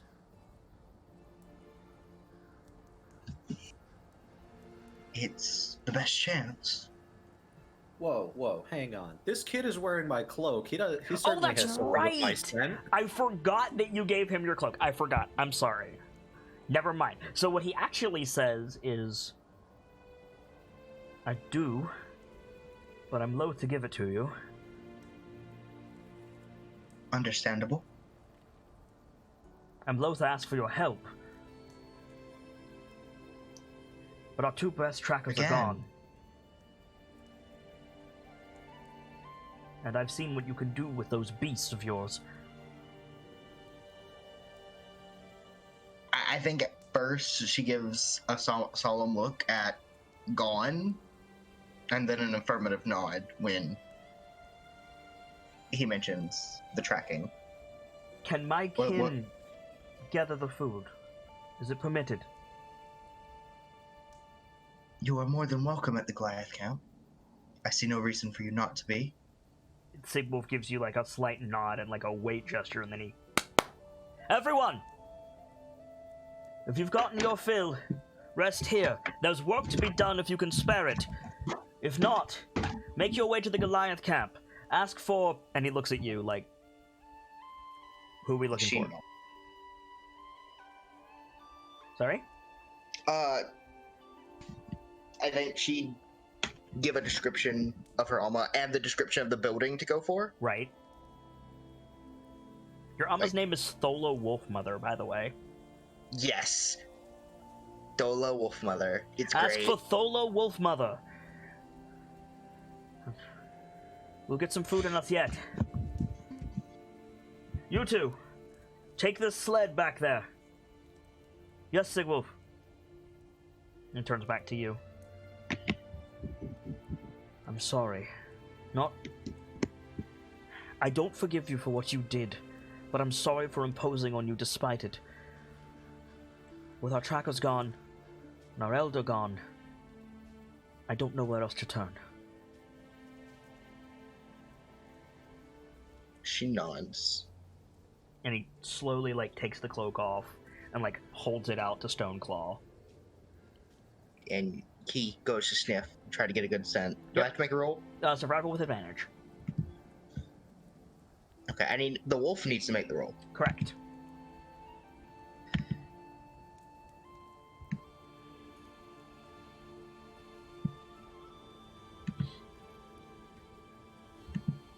Okay. How's that advantage working out for you? I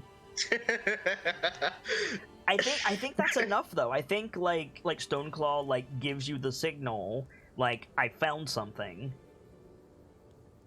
Okay. What do you do? I think, like, detach the ropes holding the cart to Stoneclaw, Okay. give a nod to Sigwolf, and just wordlessly go. Do you have Ghost Step and Silverpelt with you? It is just Stoneclaw at Just the moment. Stoneclaw. Okay. So Runyak, you and Orvar are probably traveling in silence on the way back.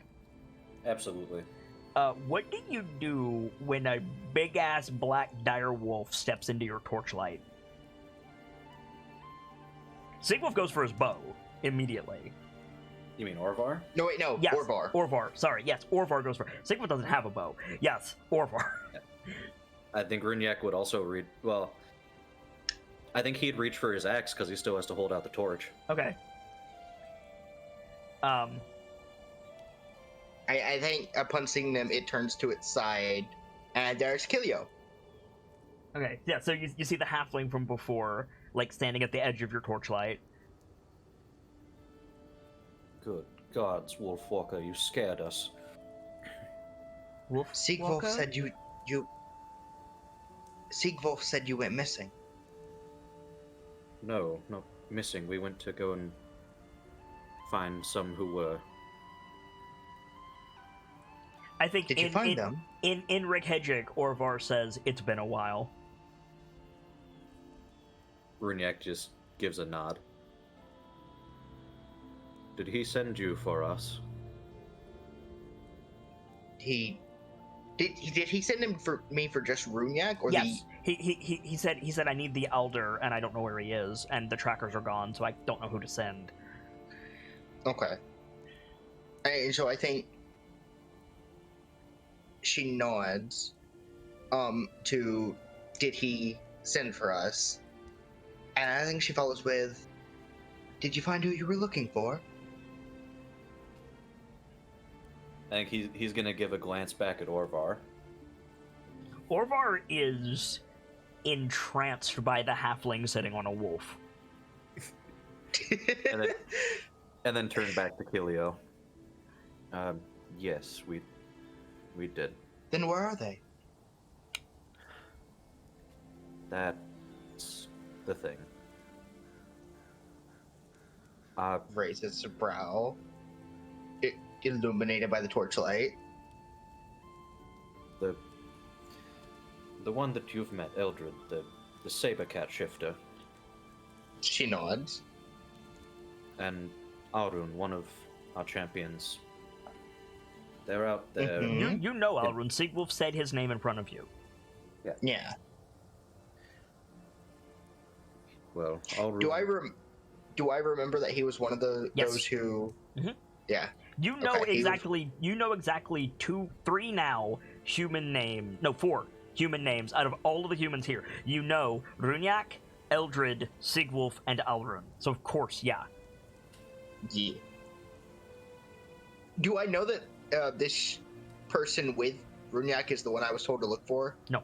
Because I was told to look for You've someone. You've seen him very, very briefly, and that was it.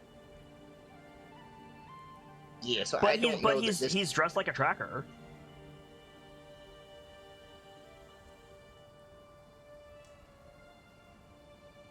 Well, let's just say that they're doing fine right now. Eldred will more than likely come back in the morning, but Arun, he will not be returning.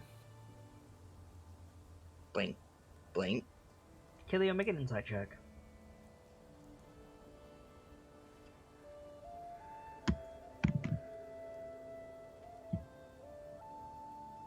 Just a second. I have to get to my sheet because I'm currently on the wolf sheet.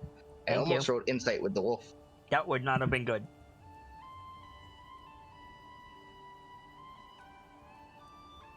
He will not be coming with us. Bark.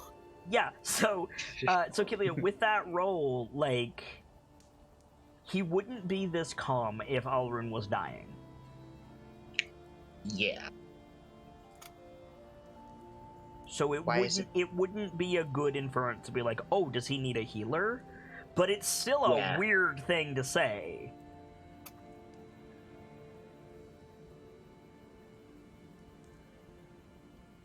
Why not? He's going to freeze out here by himself. I think Orvar says, fire. Fire only lasts so long against the biting cold. He suffered a great many loss with the dragon attack. Oh, fuck.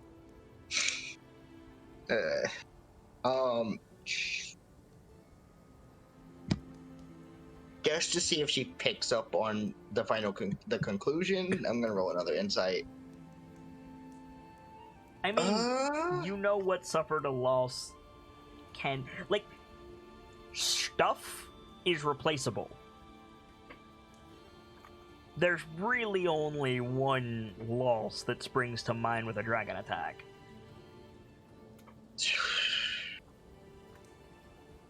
I think her shoulders droop for a bit. Just Orvar doesn't say a word, Runyak, but he, like, pulls his cloak a little tighter around himself. Mm-hmm.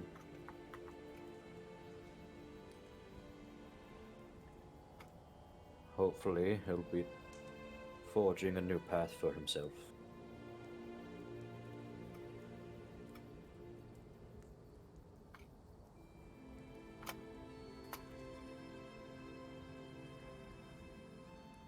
he has chosen to give up his mantle of champion for now.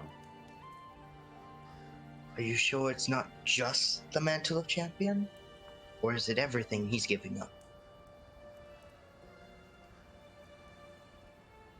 He doesn't say anything. I think Orvar is looking at you, like backing up Keelio. Like, Orvar is looking over at you, Runyak, like, yeah, what do you know? Like, yeah. After, like, a few moments of him not saying anything, I think she goes, "Where is he?"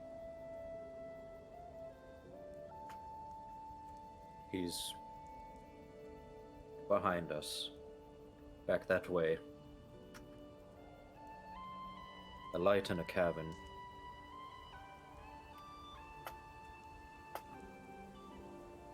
Why didn't you insist on him coming back?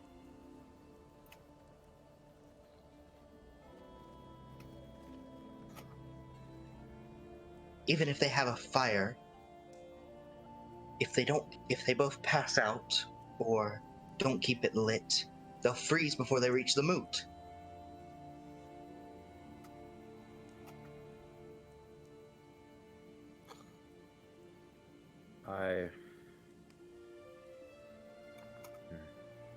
I think Orvar quietly says, "We live here too."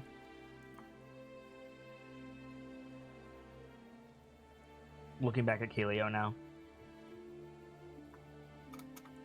We know how to live in the struggles of blizzards.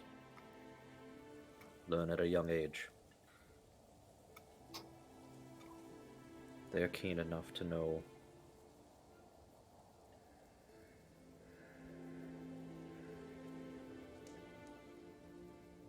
they have mounts to get placed quick. Hey, Runyak. Yeah. Can you make an insight check as well, please? Sure. Oh god. Character sheet Y. There we go.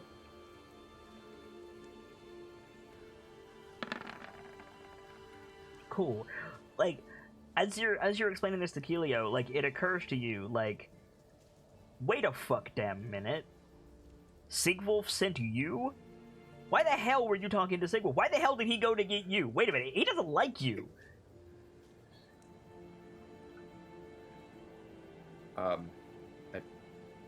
Pardon, fuck. If I may, Kilio, Sigwolf was the one to send you, yes? Aye. But with that, what he told me, what happened with you at the hunt, I didn't figure we would be on the best of terms. In times of need, grudges hold no bearing. I brought food, and he asked me to find you. So, yeah, Runyak, like, probably the same reaction that Sigwolf had. Like, you brought food? What about your own kin? Like, what? Shouldn't you be feeding yourselves? The Goliath suffered no losses. Relatively no losses. There might have been, like, the one wolf who got its paw stepped on by the dragon. Yeah, like, there are injured but no dead in the Goliath camp. Yeah. Cold and the wounded are among others. Plus, also, your Amma is kind of like that. Yeah. Amma insisted that we feed those who need it. I think he just gives a knowing nod. Because he's seen what Goliath hospitality towards the cold and injured is. Oh, yeah. Or, you know, most people. Yeah. I mean, it happened firsthand with him. Absolutely. Yeah, so... Mhm. Right. And you're doing this for all of those here at the moot? Intend to, yes. When you return to camp, there may not be as many there. I told them they could head to the Goliath camp and get food there themselves if they wished. Good. On the one hand, Eldred's not there to make things worse. On the other hand, Eldred's out here. no. On the other hand, they're not supervised. Fuck. No. I Right. fixed it, but I'm sorry. I fixed it. I broke it, but I fixed it. Leaving these children alone in the past have gone unsupervised. I mean, Siegwolf is kind of their supervisor, but now they're going off to do that. Now they're unsupervised. So. Yeah, like, that's the thing. I don't think, and I think Runyak would reach the same conclusion. There is almost no way Siegwolf will leave the human camp until the pyres are done. No. So I think it's just an affirming look on Runyak's face is right. You'll need. I know you won't necessarily need help, but we're going to provide it. Plain.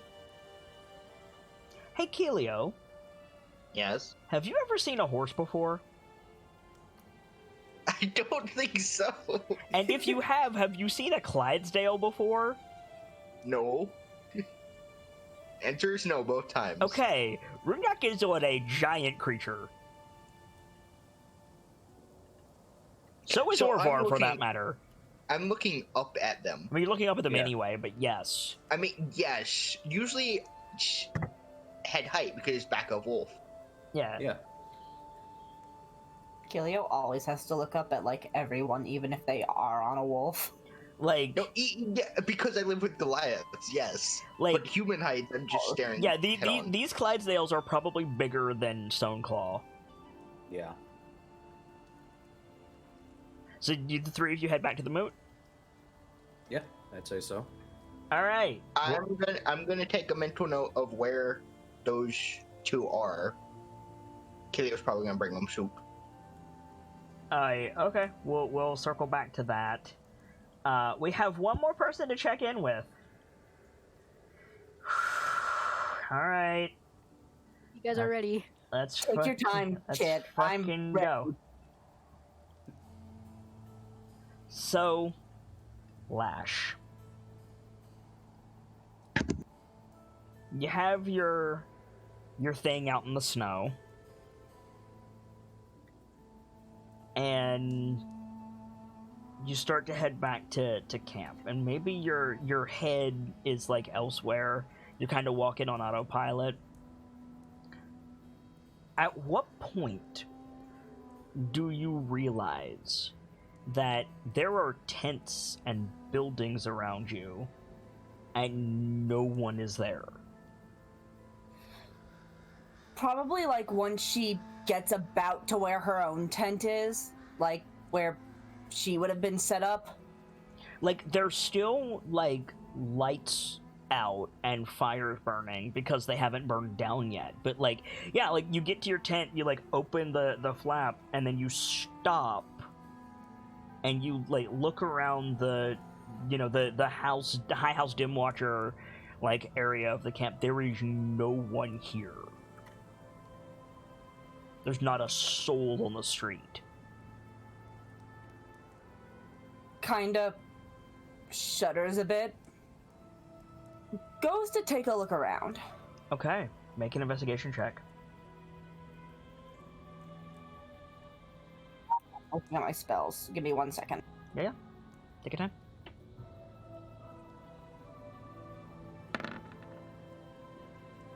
Jesus. You see nothing. Like, the tracks in the snow that are rapidly being obliterated are the marching and running footsteps out of the earlier. camp. Yeah, there's no tracks coming back in. None. I think Lash, like, shakes her head trying to clear it. And I don't think she goes into other orc areas, but I think she, like, goes around them, trying to see if maybe they're at guard position, see if maybe they're just with others. I mean, the best thing you could do right now is to go to the war chief. You need to, like, report in. Yeah, and she's probably going to just go to the war chief. Okay, so you make your way to the war chief's, like, grand, like, tent building thing. I imagine it's like a Skyrim style semi-permanent, like, log cabin. One of the only like actual buildings in this place. Big, like, double doors, and you go up to the doors, and you go to push them open, and they're locked. Like, they won't open? Like, yeah, like they're locked. Like you push on them and they hold fast. I think Lash inhales again, shakes her head, hear it. I'm trying to remember what the name of the orcs of Dark Driver's war chief was. Well, first of all, it is the Dim Watcher war chief. I don't think we ever named him. Fuck. We can now if you like. No, we did. I found it on my bio and info page. Oh, great. What's his name? Molang, or something like that. It's spelled Molaung. Molog. Right. Molang, yeah. Okay. Then, like, Lash clears her head again, just kind of inhale, deep exhale. War Chief Molang, Captain Lash reporting in. Silence. War Chief, I'm sorry to be interrupting, but I need to report. Silence. Composure cracks a little bit. No, this isn't happening. Lash is going to try and force the door. Okay. You go to force the door. It's got a bit, like, on the other side, it's got a big, like, wooden bar across it. Like, you go to, like, it doesn't give. You could tell it's been barred from the inside. Hello? Like, she's calling to see if anyone's inside. Yeah. You have dark vision. Yeah. Like, through the cracks in the door, you see several huddled figures in the dark.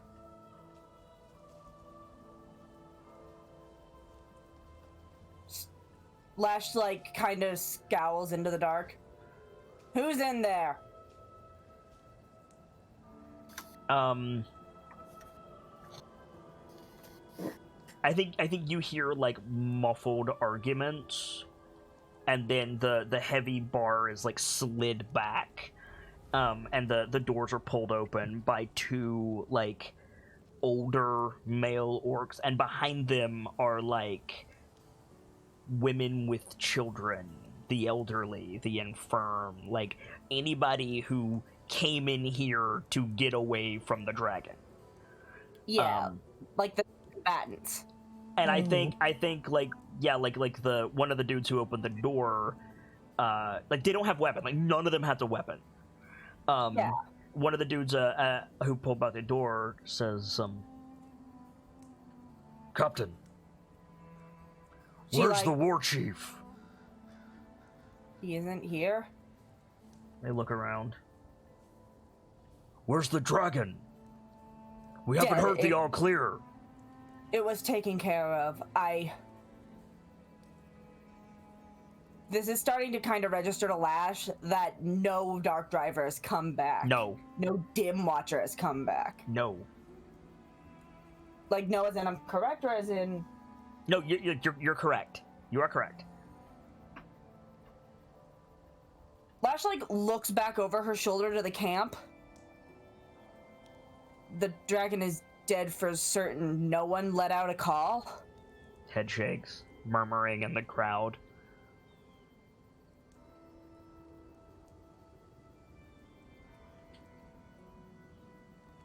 Head back to your tent. I need to go talk to someone. Yes, Captain.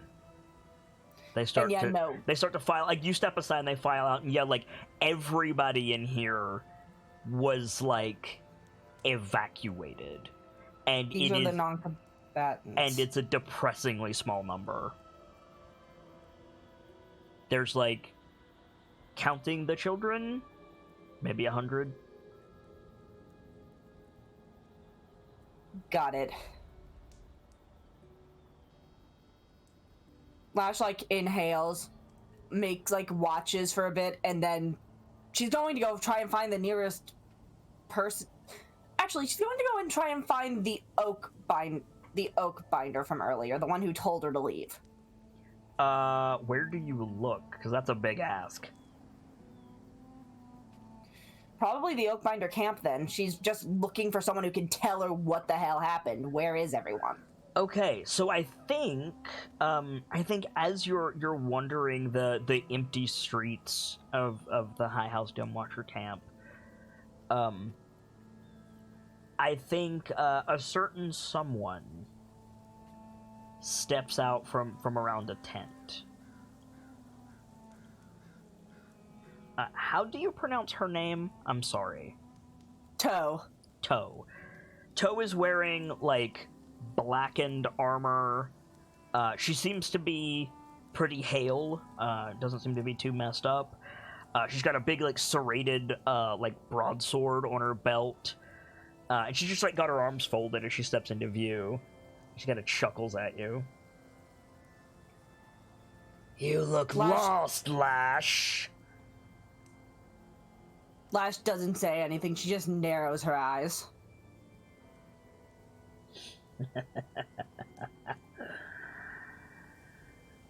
They'll be mine soon. Where's the war chief? Dead. With most What? of your little friends.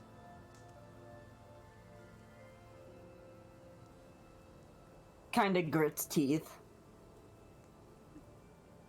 I can't trust the word of someone who's broken. Don't have to.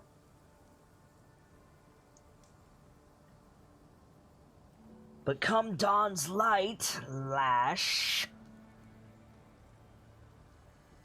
they'll either be in the hands of the Red Spears or mine. You failed them, Captain.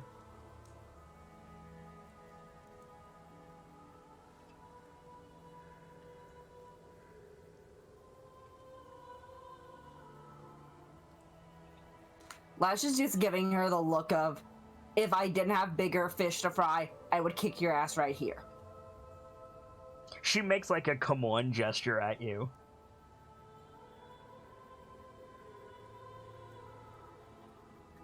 I don't waste my time with broken shards in the snow.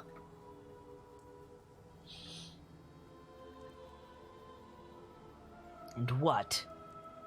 You'll lead them to victory?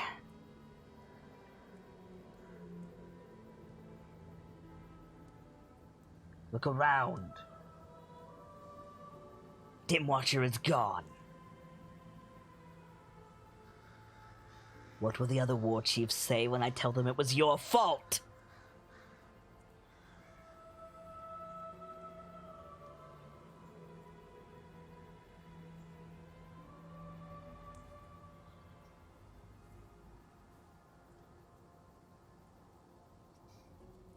No need for you to do it. They're going to hear it from someone who is unbroken and someone who can actually do something about it without outside influences.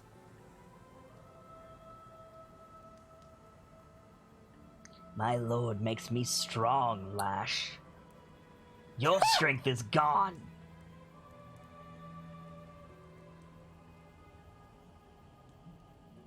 Lash lets out that barkish laugh. Mm-hmm. Strong, you're something broken. Then maybe we should settle this.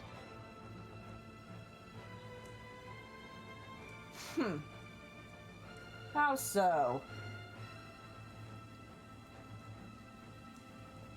The clan, the tribe, the house will demand a new war chief. The soldiers are gone. The heroes are gone. The chieftain is gone. There's only you and me.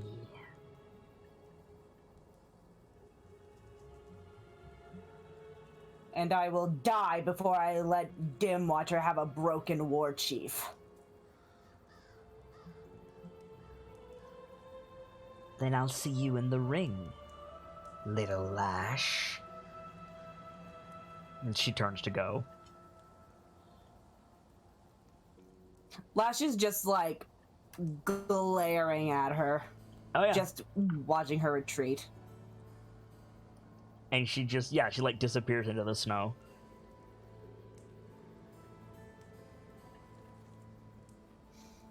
Deep inhale, deep exhale.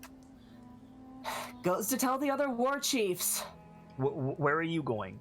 Do you have any allies in the other high houses? Are you familiar with the other high houses? Like, you're not a diplomat. No, but would the diplomats be considered the non-combatants? Not... I doubt it, because you probably don't get into a position of power in a house like Dimwatcher without being proven in battle. Yeah. I think most of the war chiefs in our circle, if not all of them, is just gone. Yeah.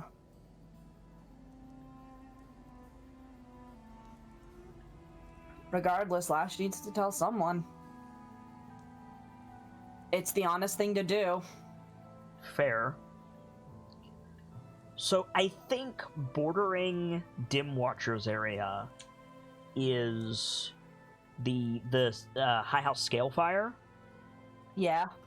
And I think when you get to the edge, a very tired looking Orcus in like red robes with like a warg's like hood, like a warg's head hood, is like standing at the gate. She looks like as tired as you probably feel. And she like gives a whistle when you approach, like holy shit whistle. Yeah. And she says, it's been silent since the dragon. Surprised anyone came through. I take it that all the war chiefs already know then? Know what? If not, I need to talk to him. To them. She nods. She like offers a hand out to you. She says, Shura. She'll accept it. Do you tell her your name? Yeah. Lash. And she nods. You're their captain. I am. House Firefang, of the High House of Tuskbreaker. She's not actually from the Scalebound, or the Scalefire tribe. Got it. Lash nods. Of House Dark Driver, of the High House Dim Watcher. Scalefire needed guards. Understood. Come. She nods and follows. And yeah, she takes you to a big, like, round tent with a big bonfire outside and a big bonfire inside. And there's a bunch of people around the fire, like, dancing and chanting and drumming, and she gestures into the tent. Outside the tent are, do you know what lion dogs are? No, I don't actually. You know what a shisa is? Nope. It's the, if I say the Chinese statue guardian spirit dogs, you know what I'm on about? Yeah, I know exactly what you're talking about, if that's it. Okay. Imagine one of those, except instead of being, like, an ogre mixed with a dog, it's, like a wyvern mixed with a dog. Yeah, I know what you mean. Two of those, drake hounds, are, like, outside the flap of the tent. Yeah.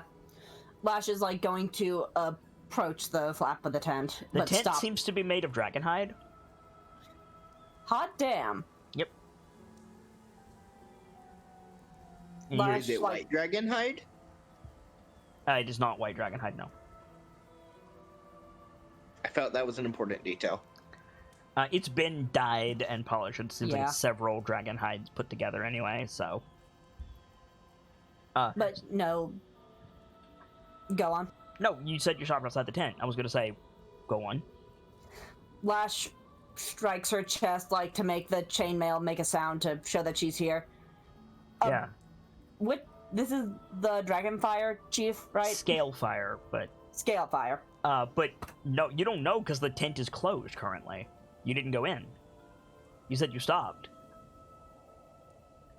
Then yeah, I think she like just to make sure that those the animals don't attack her. She like goes inside and stops at the entrance. Okay, so you step inside, and on either side of you is a brazier lit with like bright red flame.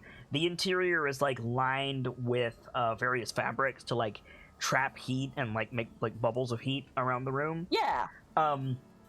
There's like a stone and wood like high seat that's elevated at the back, and there's a big orc sitting on it. He's got a shield that's made to look like a dragon's head, like resting against his leg, and he's got 2 more of these drake hound on either side of his throne, and then like down on your level there's a bunch of guards.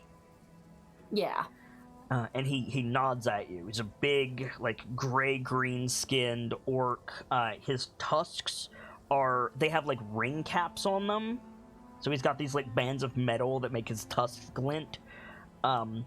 He's also got like something about him is innately magical because his eyes are amber colored and the pupils are vertical, giving him like a reptilian appearance. But he's not dressed like a warrior. He's like, in fact, he's not wearing armor at all. He's like bare-chested. He's got like a leather harness on with a ring in the center. And he's got these like big furred boots that go over like just almost like wool pants, and that's it. Like you'd think he'd be quite cold even with how hot this room is comparatively. But he seems fine. And he nods at you and like gestures you to approach. He says, "Who stands before me?" She'll come forward, strike her chest. Lash of the House Dark Driver of the High House Dim Watcher.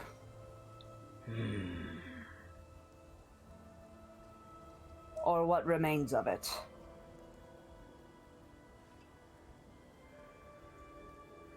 We have wandered your streets and halls.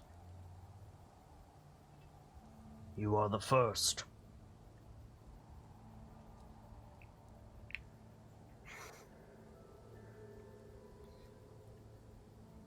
Lash can kind of say for a fact now that that Dark Driver is gone and Dim Watcher is in cinders, right?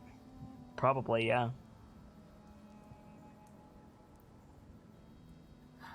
Lash kind of lets out a sigh through her nose. Unfortunately, I come with the news of I may be the last of my house, and our war chief is dead. I can confirm the latter.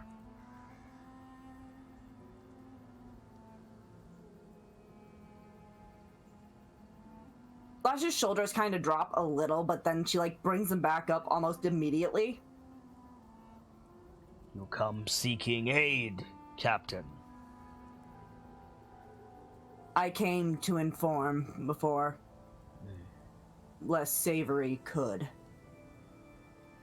He squints at you when you say that, like, what? But he doesn't say anything. What will you do?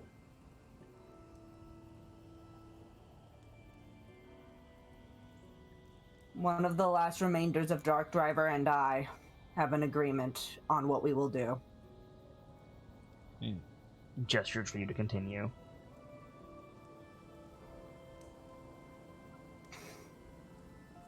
There is myself and an orc named Toe. We are the last 2 known combatants at this moment. In that arena, and she points in the direction, we will compete for who will be war chief. So there are survivors? Or will you be war chief in name only? There are survivors, just non-combative ones. Nods.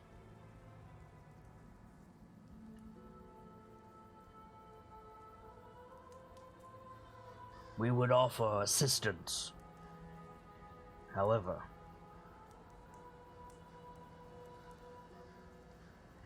you are not the first to come here. Lash's like expression turns to like shock and a little bit of that, oh fuck. The Red Spears would offer you aid and have requested the High House Scalefire not to do so. Which can only mean one thing. That Scalefire wants Dark Driver. No, Dim Watcher. that Red Spears wants Dim Watcher. Yeah, Red Spear wants Dim Watcher. Yup. Lash like thunks her chest again. Known. That's like basically us saying noted. Right. Nods. There are worse places to go, Captain. You do not have many choices. I am aware. However,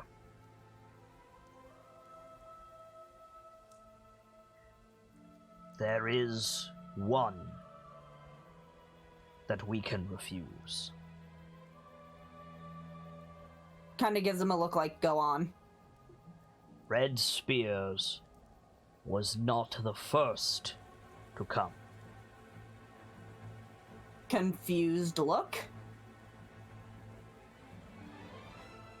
There is a Dim Watcher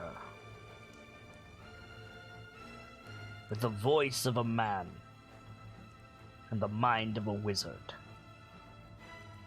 Do you know of what I speak?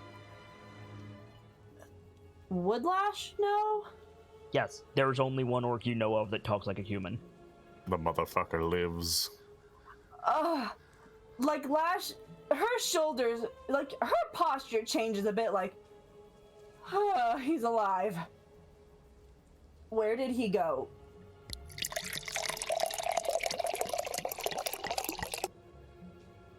To the pyres. But he left a message. Nods. And he gestures, and one of the other like orcs in the room like comes forward with a piece of parchment and two like lead vials. Lash will take them, all of them, and is the letter like sealed? No. Or then she'll look at that. It's not written by an orc. It's written, it looks, if you had to hazard a guess, it's written by a dwarf. Yeah. And at the top, it says, to my favorite captain. Aww.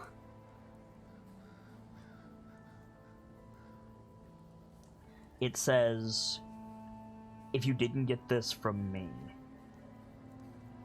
I'm afraid I won't be able to buy you that drink.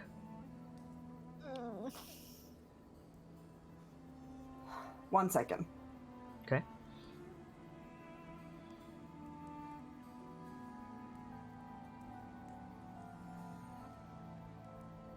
Oh. Yeah. The tension returned. That hits hard. Yeah. It says,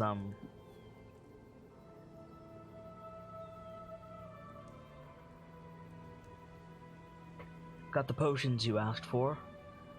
They should be delivered with this note.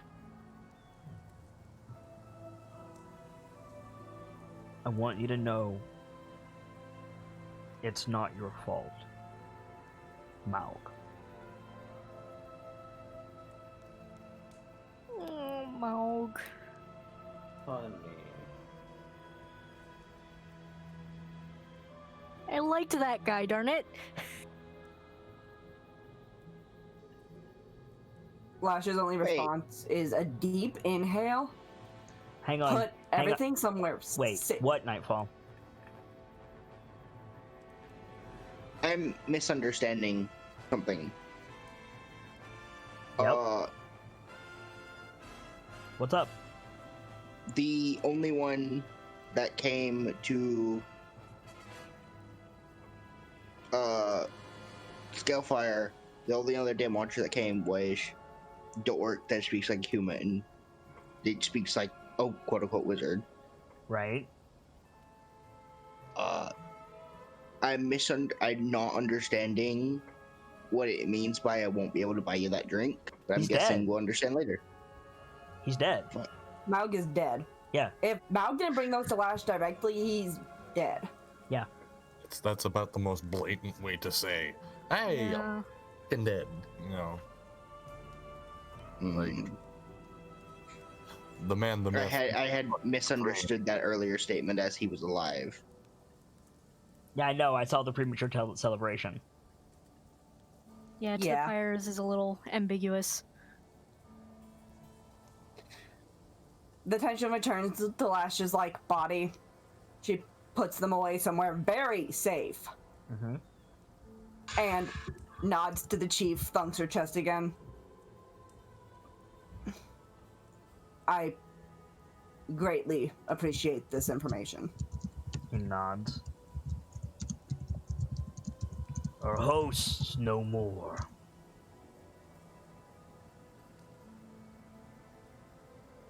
I will go speak to them. Nods and gives you the wave that says you can go.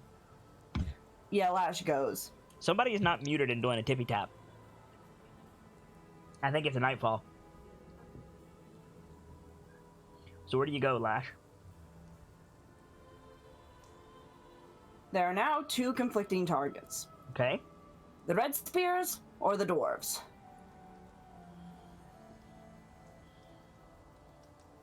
What'll it be?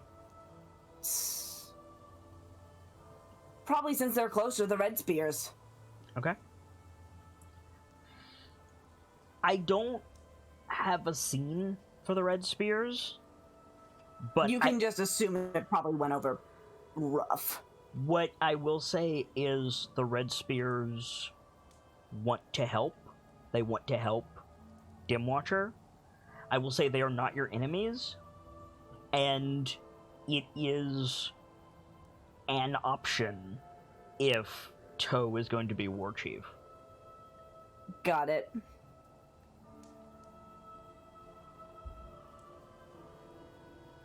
Alright, I think Lash nods as response and then goes to the dwarves. Okay. Or at least starts to head that way. Who dwarf do you go to? Probably straight to the conductor guard, if he'll see her. Okay. Not him, but... So you go to the conductor guard's office. If he'll see her.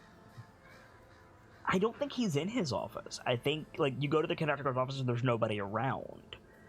Because he's letting people know about what's going on with the phalanx and the internment and all of that. Yeah. So I think what happens is it's been at least an hour since you're seeing Firga. But I think, like, you finally get away from your duties, and you're going to go, like, you're trying to find your brother.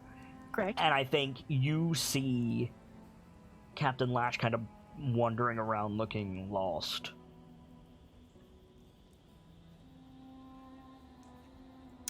Are you looking for someone, Lash?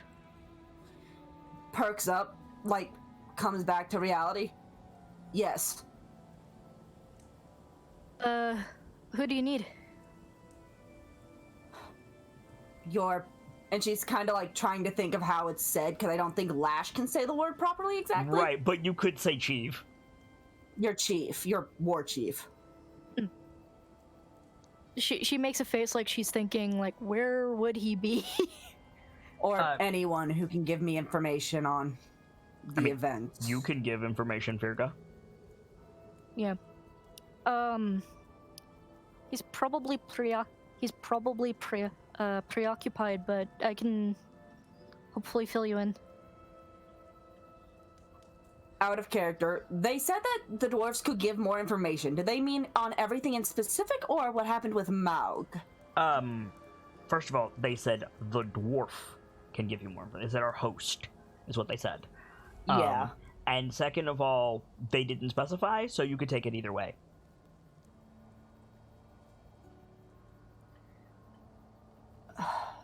I was told by a fellow orc tribe that our host could give me more information on a few situations that have come to my attention. I mean, I don't want to tell you how to play your character, Firga, but that to me says, oh, I have to get to work now. Like, Yeah. that's a thing that you can do. You're a champion. You're an officer. Like, if something's come up, you need to know. Yeah. So yeah, she would say something to, Sorry, what in specific did Blash say a second ago? Our host can help me with more information about a couple of incidents that have arisen. Right, incidents, you say. Anything that should be called to our attention? The House of Dark Driver. No. The entirety of my High House Dim Watcher, at least the combatant and its war chief, are dead.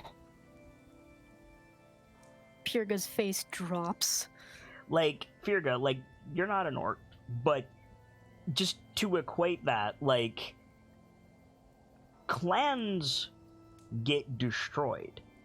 Mine collapse, you know, Right. Dervaza uprising, like, fissure full of, like, sulfuric gas. Like, any number of things can wipe out a clan. It is rough. It's hard. Yeah. So yeah, Firga's face drops and she says, "Oh, I'm so sorry." Move your mic up just a little. Up physically or up volume? Up when you breathe through your nose, you're blowing it out. Is that better? Yes. Okay.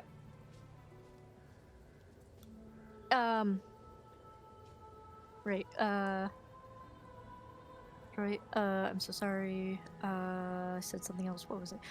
Anyway, What does it have to do with you?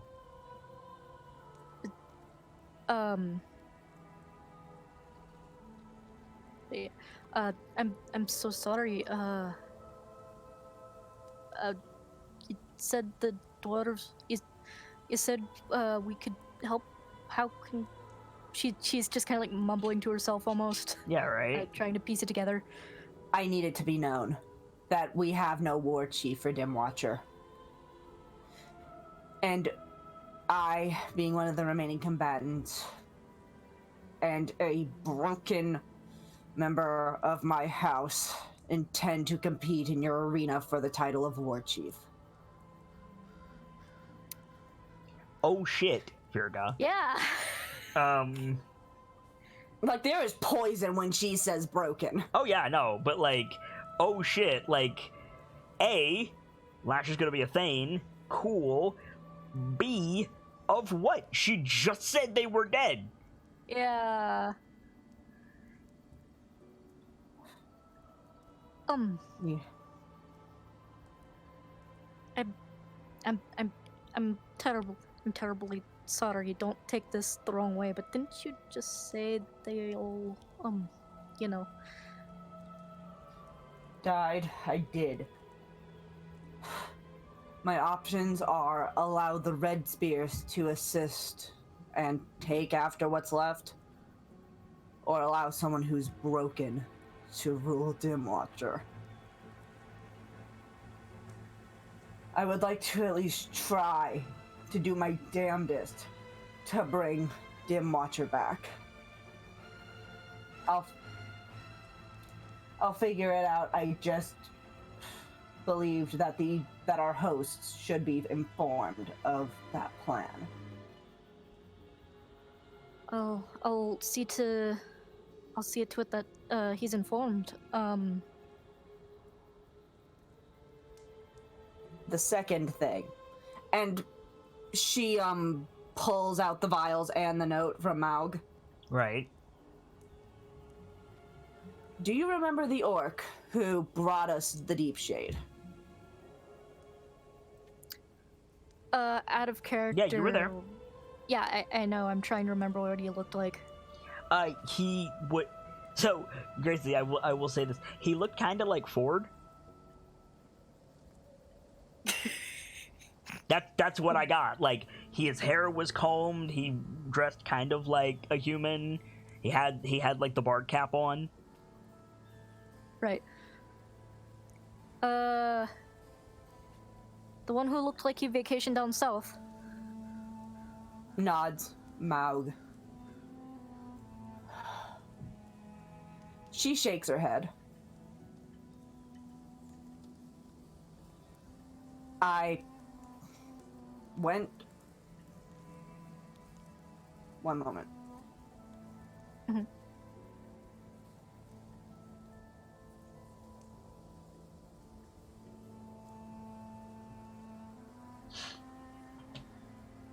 This is an episode. This is one hell of an episode. I went to another tribe, and they were able to give me these.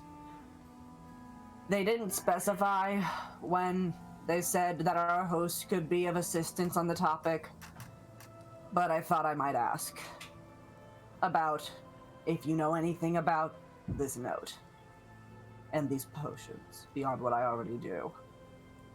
And she like shows her the note. She doesn't hand it over, she just shows her. Okay, she'll glance the note over. Is there any chance that I happen to notice what happened to the guy, or? Reality 100. I don't think so, but there's always a chance.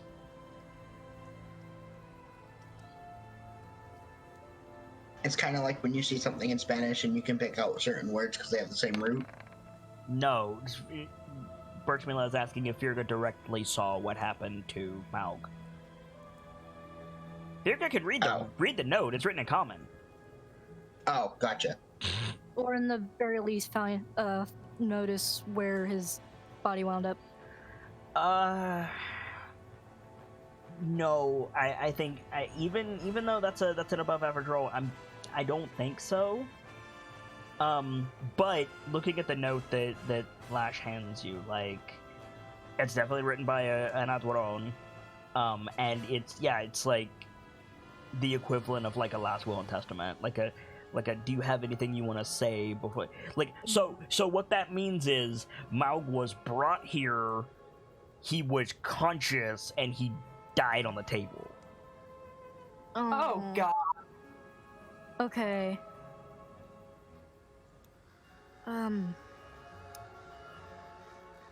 I didn't see him myself, but my guess would be he would have been brought here and then didn't quite make it through the recovery. You might be able to ask around the medics tent, see if any of them recognize. The fact that it was not written by Maug is telling, Virga. Yeah.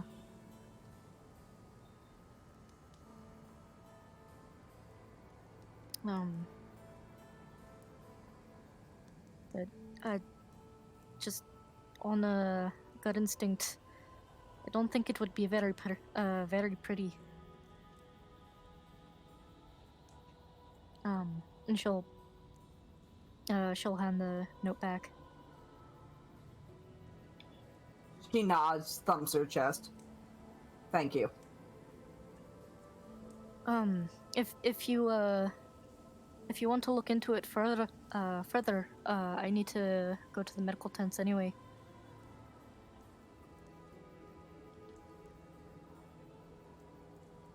Would it be a stretch to say that some... Sorry. Go ahead.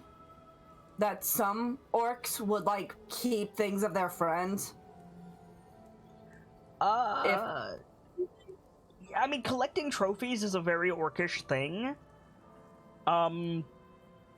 However,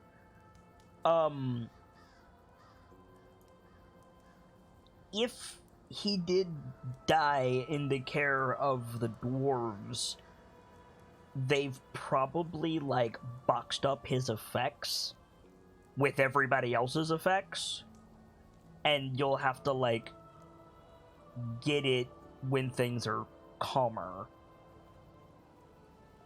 Fair enough. Then, would Lash know this, or...? No, there's no way she would know that. Then I think Lash looks to Firga. Is there a way I could get at least one of his belongings?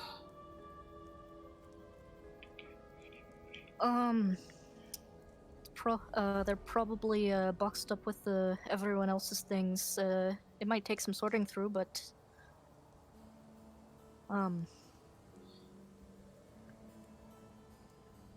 like, if he is dead, Firga, and you can find where he is, he'll have a number, and his effects will also have that number. okay. Then I'll come with you. If we can track him down, we can track his stuff down. With respect, Sorry. with What? respect, I don't think Firga would say him. I think Firga would say his remains, because he's gone. Right. Fair point. I feel like dwarves would only use the, like, definitive for a living person. Yeah. I think the orcs would too, for that matter. It's not him anymore, it's just me. Yeah. If we can find his remains, we can find his things. So you guys head to the medical area. It's a lot quieter now. Like, and for the record, like, you're both fighting sleep. Like, you're exhausted. Mhm. But yeah, it's much quieter now. There's some dwarves milling around. That being said, one of the, like, sentries, because of course there's still sentries here, like, sees you, Firga, and, like, lights up and runs, like, into a tent. You hear, like, as you're walking up, you hear, like, muffled things, and then, like, all of the, like, medical staff that is not immediately, like, being used, like, steps out and, like, lines the causeway and, like, bows their heads.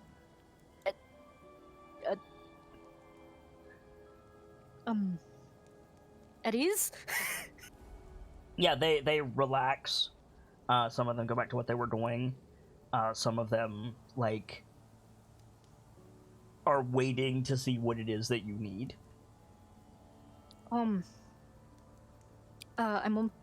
looking for my brother Odrak, and also this Lash here is looking for someone she knows.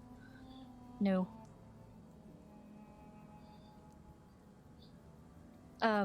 One of the like clerics like come up to you, Virga.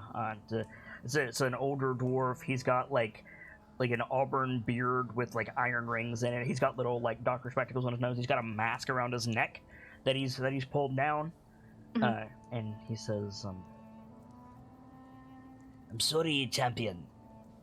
Your brother is in critical condition at the moment."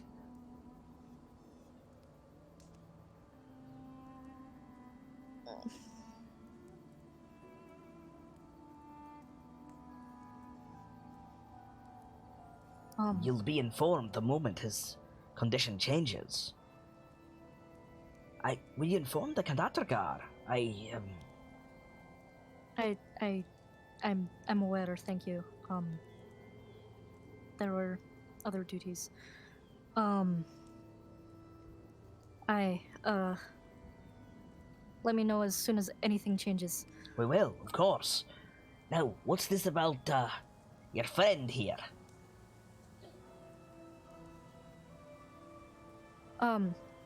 She's looking for another orc. I'm afraid that doesn't narrow it down.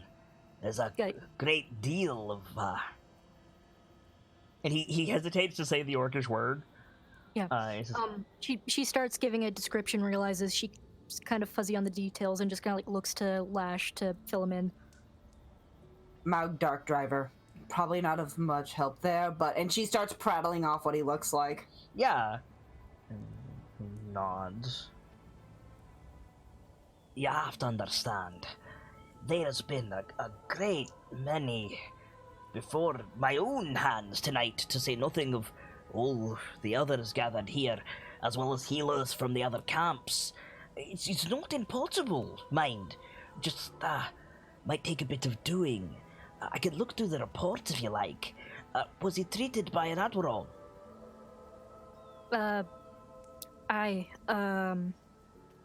He left a message, written by a dwarf. Adler. Yeah. She is not handing over the note to this guy. She's Right. just gonna show him. He doesn't even look at it. Like, when Fergus says that, he looks at Fergus. He says, well, then it'll be in the records, champion. I more just wish to look at his belongings. To grab something. Aye. His records will have his identification number. You can cross-reference that with the quartermaster, and they'll get you whatever it is you like.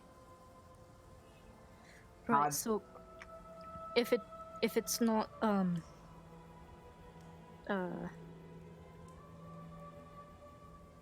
she's kind of, we're both kind of losing the words. If you have the spare hand, I would greatly appreciate it. For you, champion, I think we can spare it. Not myself, personally, but, make your way down the street here, he, like, points. And, you see, well, it's the only tent that doesn't smell like antiseptic. I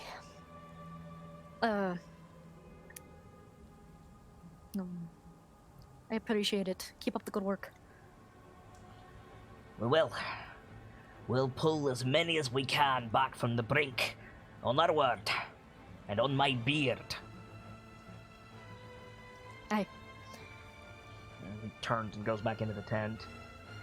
And yeah, you guys like continue through the medical area. You hear like ragged screams with Yeah.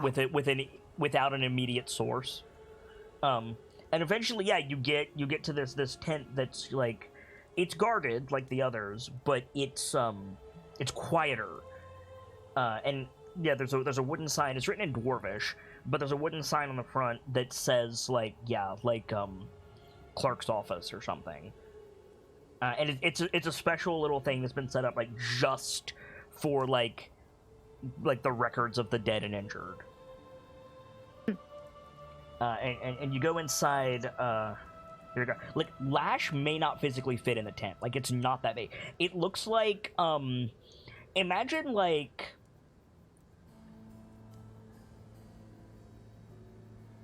the tent an Englishman would use to go on safari. Gotcha. Like, not that big. Like something out of The Mummy, right? Right. And you go in, there's a big desk set up, and there's papers everywhere, there's filing bins, things are being sorted, and there's like 3, like, graybeards, like, all of them are graybeards, like, clerks in here, like, mumbling at each other, and, like, cross-referencing stuff, and, like, passing papers back and forth, and they look up when you come in, and all 3 of them get this deer-in-the-headlights look, because the champion just walked the fuck in, and then they quickly sort the papers that they have in their hand. And then the one in the middle, like, gets up, straightens his beard, bustles over to you. Can I help you, champion? Hey, I'm sorry to interrupt, but, I have a favor to ask. Well, given that we don't have anything to do at the moment, I'm sure we can move heaven and earth to help you. Mm. What do you need? I've got a friend outside who's looking for one of the dead. I'm afraid we're still sorting through those. Is their clan at least high alphabetically? Clan Dark Driver of High House Dim Watcher, if I recall. I'm not asking you to drop everything right this second, but if you happen to notice any I I've never heard of Clan Dark Driver before. Might help say it's an orc. Pokes head out of tent. Kind of throws a look down her way. Quirks an eyebrow, like, should I come in? Or, like, at least try? I'm terribly sorry. What clan did you say you was in? He's House Dark Driver like I am. I House Dim Watcher.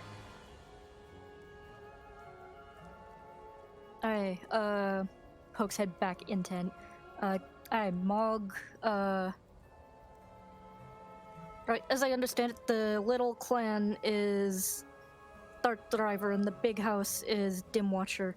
I don't know what he would be under, but if you happen to see anything by the name of Mog, would you, let me or my friend know?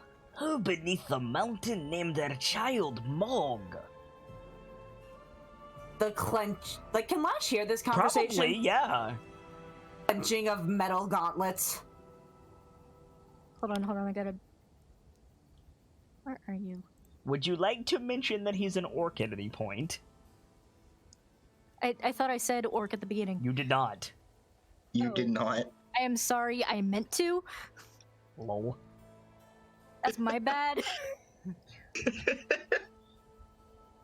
There's something spectacular about the fox so monotonely saying lol. You're welcome. It's almost unsettling. So yeah, I think she says the Squinaron. He's an orc. Did I omit that? Just a bit, eh? I'm sorry. I wish I could say that narrowed it down, lass. There's quite a few.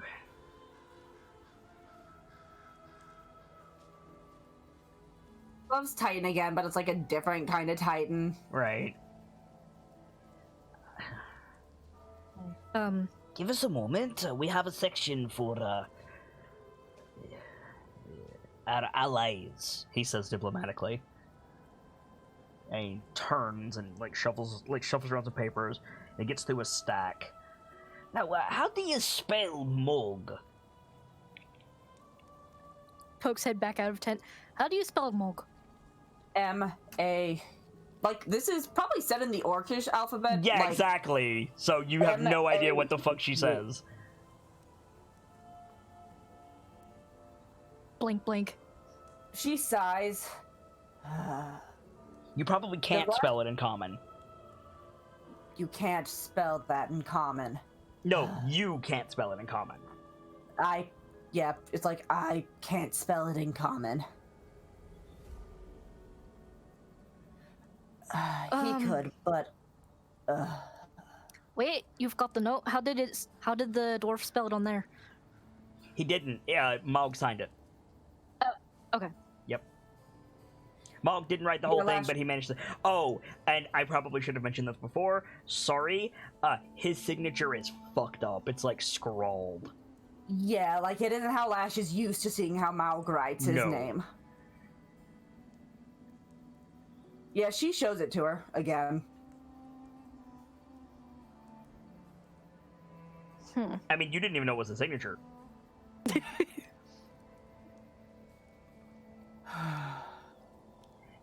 Champion? She, like, deeply sighs.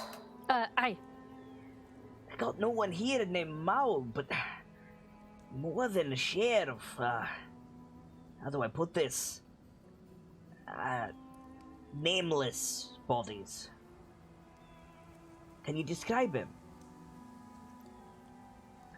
He was, tall, Was he taller or shorter than Lash? He was shorter than Lash. Lash is big. Yeah. Yeah, tall, the Yorkish type. Yeah, right? dressed like he was down south a good ways. Dressed like he was down south ways. Champion.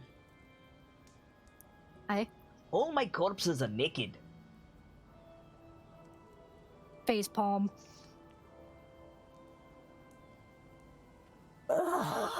Lash like lets out this growling groan, like, oh, for the love of fuck. I mean, no, hey, hang on now. You can't, that's, Like, no, she understands it's fine, but, like, that's just going to make things a lot harder, and she doesn't want to get rid of this note. You can't operate on someone in dirty clothes. You just can't do it.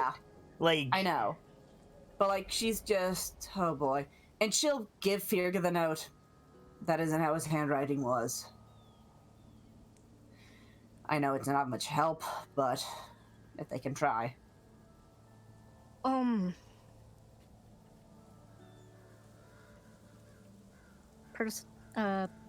Personally, I'm running out of ideas, and I'm terribly sorry for taking up so much of your time, but, Did he have any identifying markings on his body? Tattoos, piercings, Lots of birthmarks? them. Like Lash from outside, tattoos. what of? Anything that comes to mind immediately. Eyes. White and black eyes. And I think, like, Lash has a couple of them on her arm, like in small rings around her arm, around the wrist sleeve. But, so, like, but most Dark Drivers would have those. What would Maug have that would be exclusive to Maug? A loot. Maug's would identifier tattoo, and Like, the thing realistically, because Maug traveled and because he was a bard and because, you know, he, like, went to school and stuff, like, out of all of the orcs here at this moot, he's the one that's most likely to have, like, for example, a naked mermaid or something.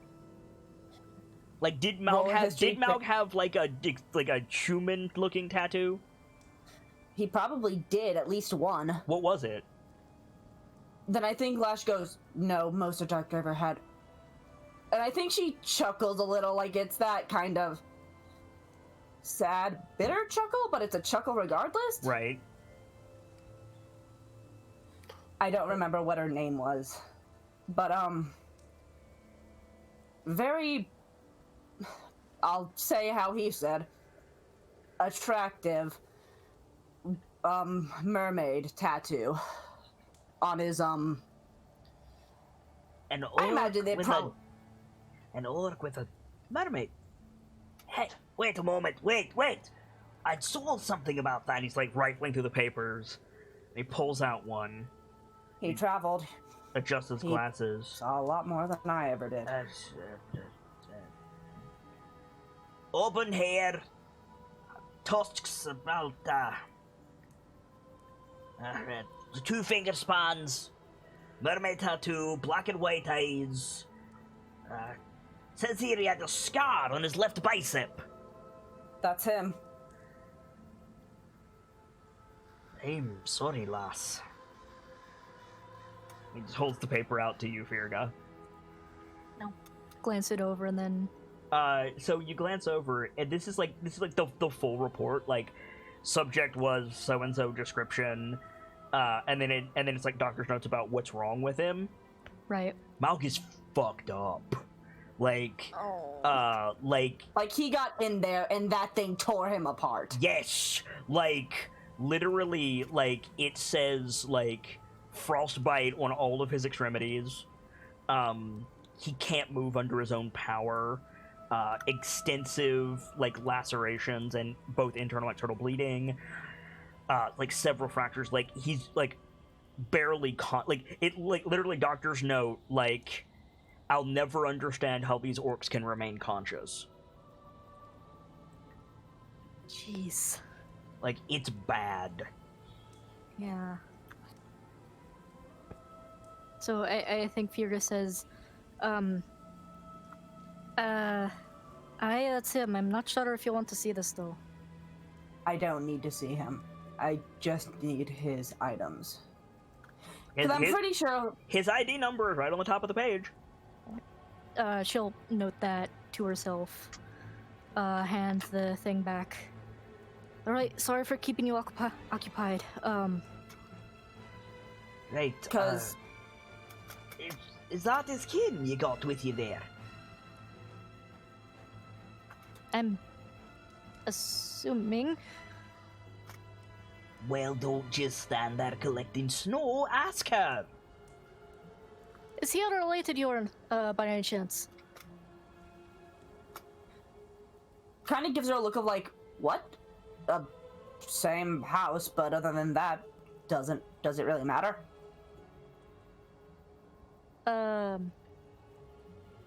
Can she speak for him, champion? Can you speak for him, Lash? I imagine Lash could. Or could she not? Because That she... is up to you. In a next of kin sort of sense. Aren't you like the last That of is your like house? the concept of next of kin means nothing to you, Lash. Yeah. But at the That same, has- but at, For but your at the house same, because you're the last one there? oh yeah, but I was gonna say, but at the same time, like, who else can speak for him? I'm the last of what we did, so I assume so. What is it? The dwarf like bustles out around Fearguy. He steps out into the snow. He says, "I'm sure this is hard for you." What the fuck was that noise? Someone coughed. Who coughed? Nightfall? I coughed and then second too late on the mute button. I'm sorry. No worries. I'm sure this is a hard time for you, Miss. Lash Your name's Lash. No, they nods. moves on. Motherfucker. Do you know what Mr. Mogg would like us to do with his remains?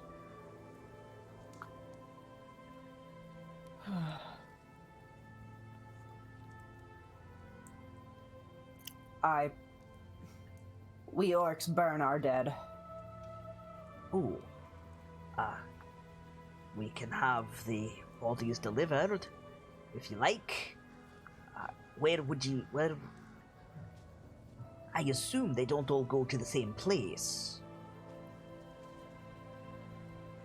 Not all of them, but There's, I don't mean to make a difficult situation harder for you, but if you could send someone over who knows orcish rituals and also to who goes where, it would make our jobs a great deal easier. We've got, well, at current count, not counting all of the unsorted papers there, 300 orcish bodies. Lash Sugar like puts cringes. Lash puts a hand to her eyes like fuck. But nods. I'll see what I can manage. I'd be grateful. But if you need assistance, the champion can direct you where you need to go. I will absolutely need the assistance. Because out of character, again, I'm going to assume anyone who knows the orcish burial rituals was either A, a combatant, or B, is a non-combatant back at the camp. Yeah, but yeah, like, yes, you need to go and get orcs to help, like, sort the dead, pass them out, do the thing. But also, you need to be able to, like, deal with the dwarven politics side of it, because you have to, like, Yeah. sign a bunch of legal releases and blah, blah, blah, blah, blah. Because otherwise the bodies are just gonna, like, either rot, get interred with dwarvish rituals, or be thrown in a hole. Which Lash will not allow to happen. Right. Right, I wish I could be more help. And he turns and heads back inside, leaving the two of you alone in the snow. You've been plenty of help. Thank you very much. Nods at you. She nods, thunks her chest.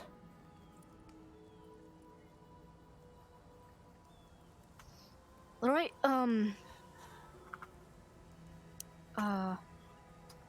so his things should be in box. Out of character, you didn't give me a number. No, I didn't, but that's okay. 555. There you go. 555. Well, if it's I'll take care of that in a moment. I need to go get other orcs to take care of this. I deeply thank you. Does Ash know Fierga's name? Yeah, she told you. I deeply appreciate everything you've done for me, Firga. And she, like, thumps her chest to Firga. I think she'll do the dwarvish version back. A salute. Yeah, a salute.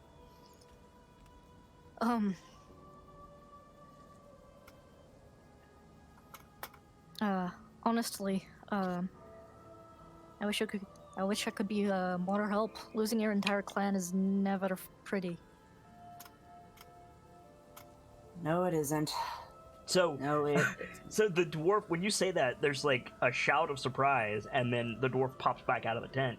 He says, "Lost your entire clan? Forgive me. the House of... We can appoint tell the Conductorgar, the Adoron have people who can help you sort all of this. You don't have to navigate it yourself, lass."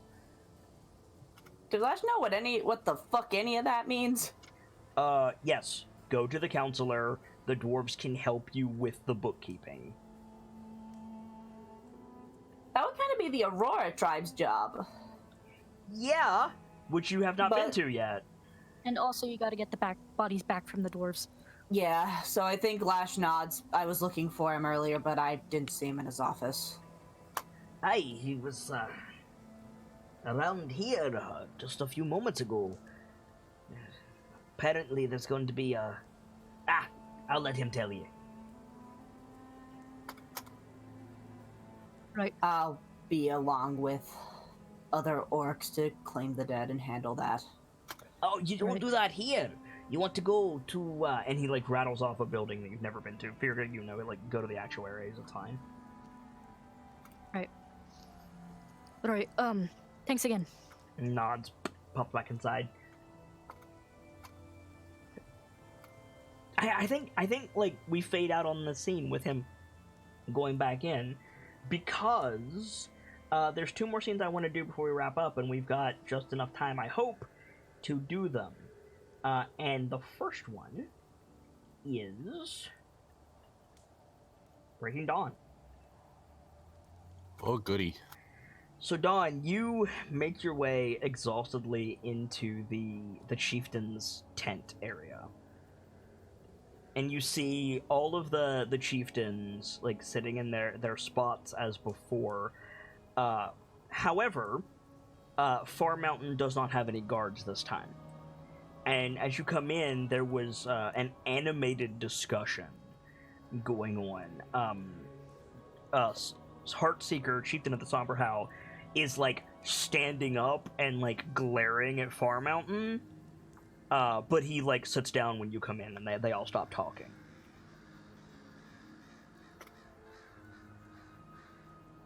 I think Don is honestly just gonna take his seat. Okay.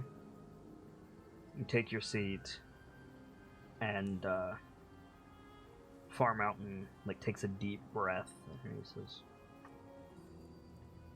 "Hallowstone has joined us.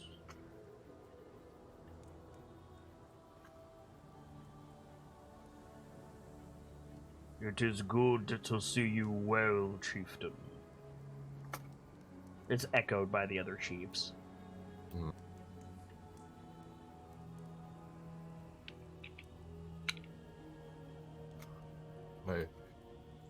He probably does the affirmative in the opposite regard, like Good to see all of you. right. I'm glad my fellow chiefs are safe as well. Ironhorn lost 4 to the dragon. Wave Runner lost 1.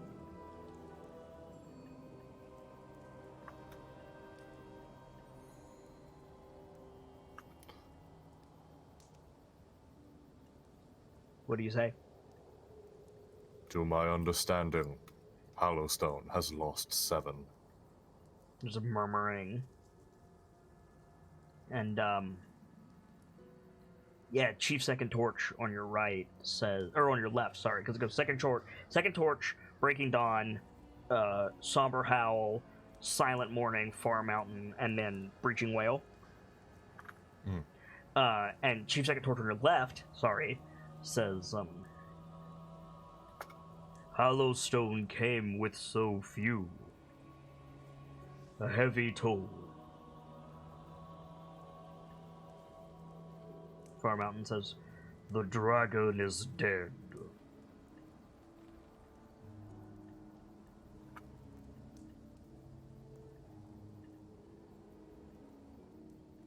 Do you have your proof?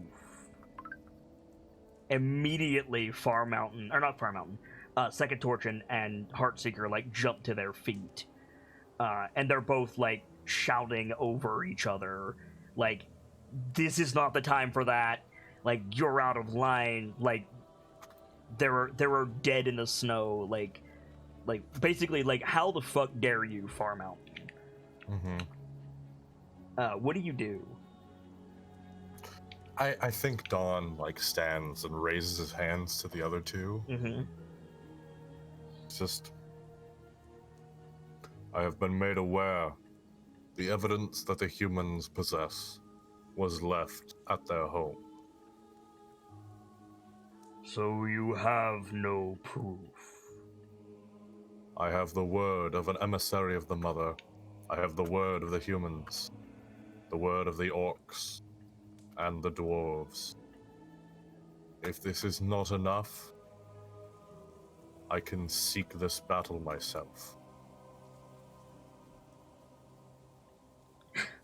So, your turn to face Far Mountain. So, Somber Howl is in your field of vision. Heartseeker's in your field of vision. And he gives you the look like, what in the cinnamon toast fuck did you just say? And you feel Second Torch, like, nudge you from behind. But they both sit down. And Far Mountain just looks at you levelly across the fire, and he says, you would go to war without proof and without braves.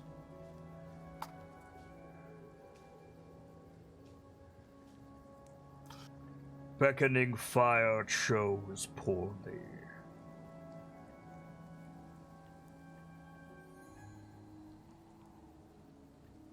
I don't know how much that would piss off Dawn.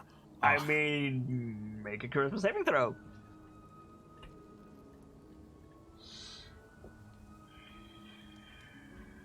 You. Probably a bit.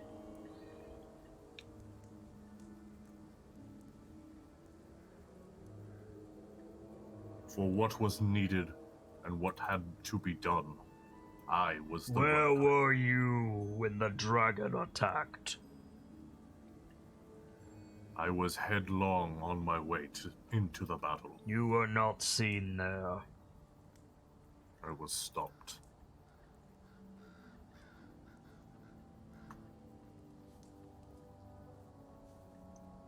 I think Chief Silent Morning, like, leans over. Coward! You stupid man, no. No. I honestly think Dawn, like, whips to him. Like, whips his head towards him. And it's just... That was Somber Howl is the chieftain of Frostrend, right? No, Heartseeker is the chief of Somber Howl. Silent Morning is the chief of Frostrender. Silent Morning is the one who spoke. Silent Morning, right, okay. Silent Morning is the one that spoke. Sorry. Yeah, Silent Morning is the one that called you a coward. Somber Howl is a tribe.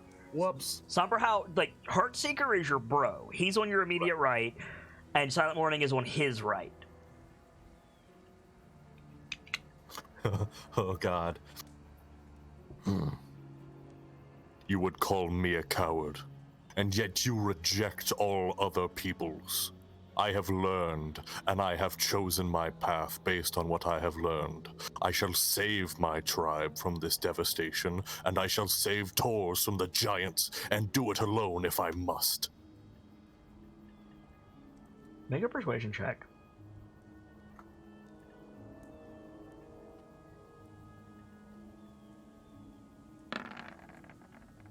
Okay. I think Silent Morning, like, glares at you. But he got what he wanted. He got a rise out of you. So he just kind of, like, sits back. Far Mountain shakes his head. Hallowstone cannot defeat the giants at full strength. They come with fewer, with claims, and then lose but more. Hallowstone is not going to go. I shall. So you will abandon your people. Never. The emissary that I spoke of, they look for warriors. I shall do all within my power to be seen worthy to join them. Then prove yourself in the arena. Serve as Sprouting Earth's champion if you will, but fight for yourself ultimately. Prove your strength to the tribes, and we will ensure Hallowstone's safety in your absence. Fail. He pauses. And before he can state the terms, Second Torch says, fail, and the Hallowstone will be taken in by the Trail Strider.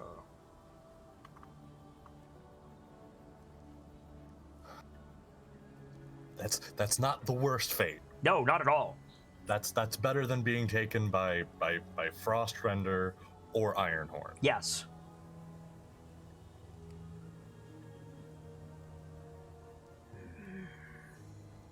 I will not fail. We will see. You have done nothing but fail. And again, Heartseeker and Second Torch, like, stand up, like, dude. You are owed much respect, High Chief. And your words carry more weight than mine. But I am breaking Dawn, the Hope-bringer, and Dawn shall break as it always has. We shall see.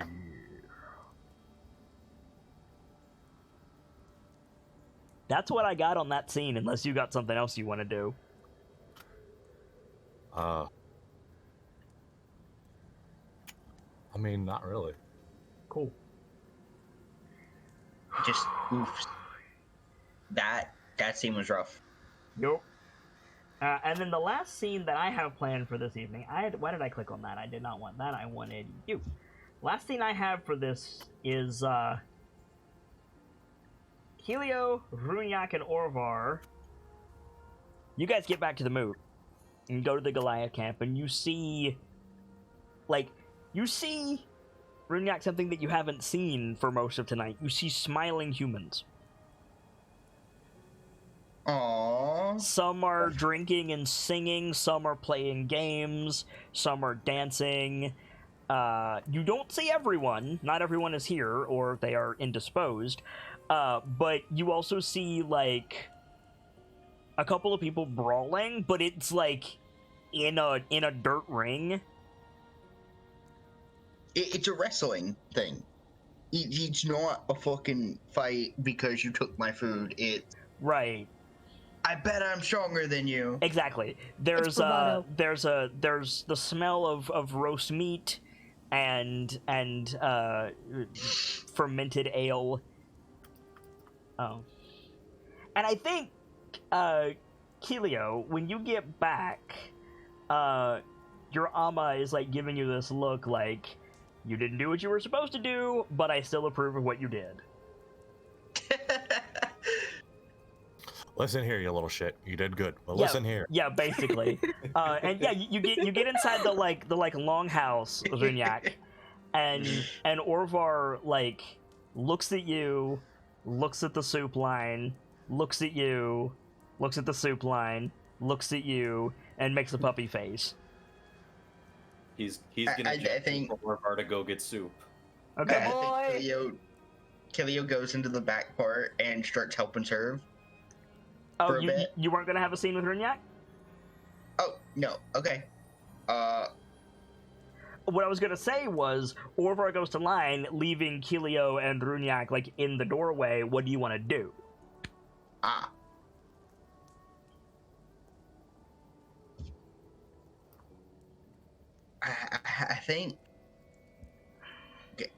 I think Kilio looks to Runyak. Happiest I've seen him all evening. Certainly a miracle. You don't see Siegwolf. Because I already have a good idea where he is. Right.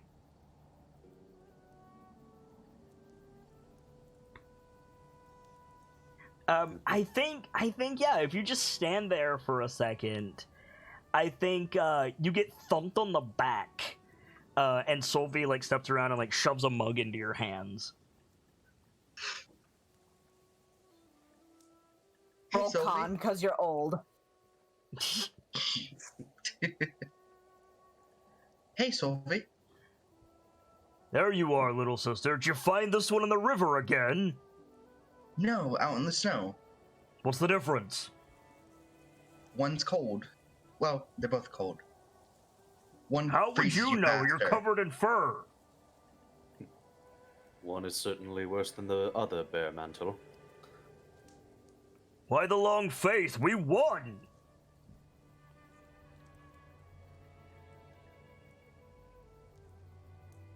Were it so easy. It is easy. Drink, eat, laugh. And teach your pups.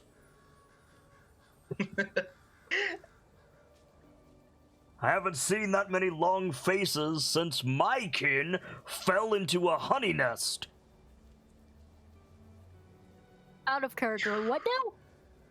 A Don't worry beehive. about it. Beehive. Oh, that makes more sense. It was great honey, though. Before we got the drink into them, they looked like they lost a fight with a porcupine.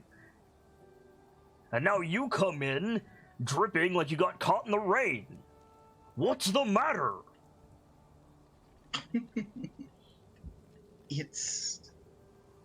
It's not important. Clearly it is, because there's something going around, and I don't want to catch it. I'd better do something about it then, shouldn't I? Yeah, like tell me what's wrong.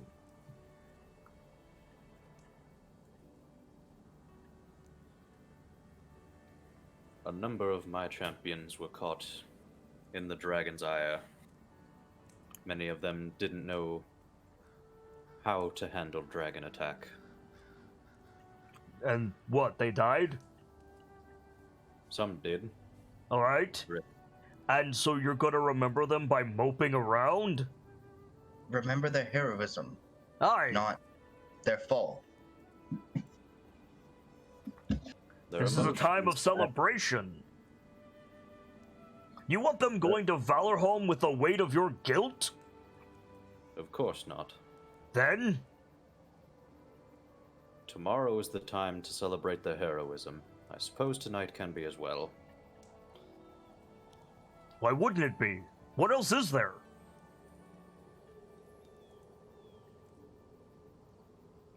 You have to give their spirit wings, and make sure they remember their deeds. Immortalize them in song.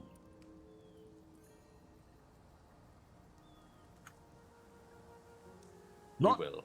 this, not whatever the pups were doing, are doing. They're stuffing their face right now. Thanks to Red Fang.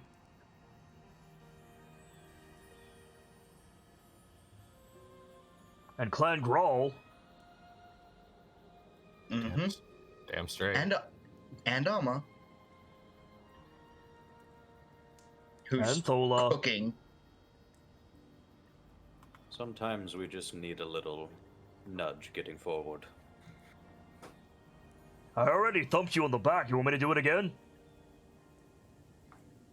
Wait, I got it. Make an athletics check. Runyak. Bye. Bye, Runyak. Goodbye. No. Goodbye, frail old man. It's okay. I'm good with athletics, I think. Don't jinx yourself. Against a fucking Goliath? Okay. Oh, That that's DC right. might be pretty high. He counts as a large creature. You have disadvantage. Okay, so he goes, wait, I've got it. And he just scoops you up and sets you on one of his shoulders like you just won the varsity football league. Whoa, hey. And he carries you over to, like, the center of the room. Now, drink! And yeah, the Goliath start going the Goliath equivalent of the chug chant. I think just slight head shake, chuckle, down the ale. Yeah, you get past another one.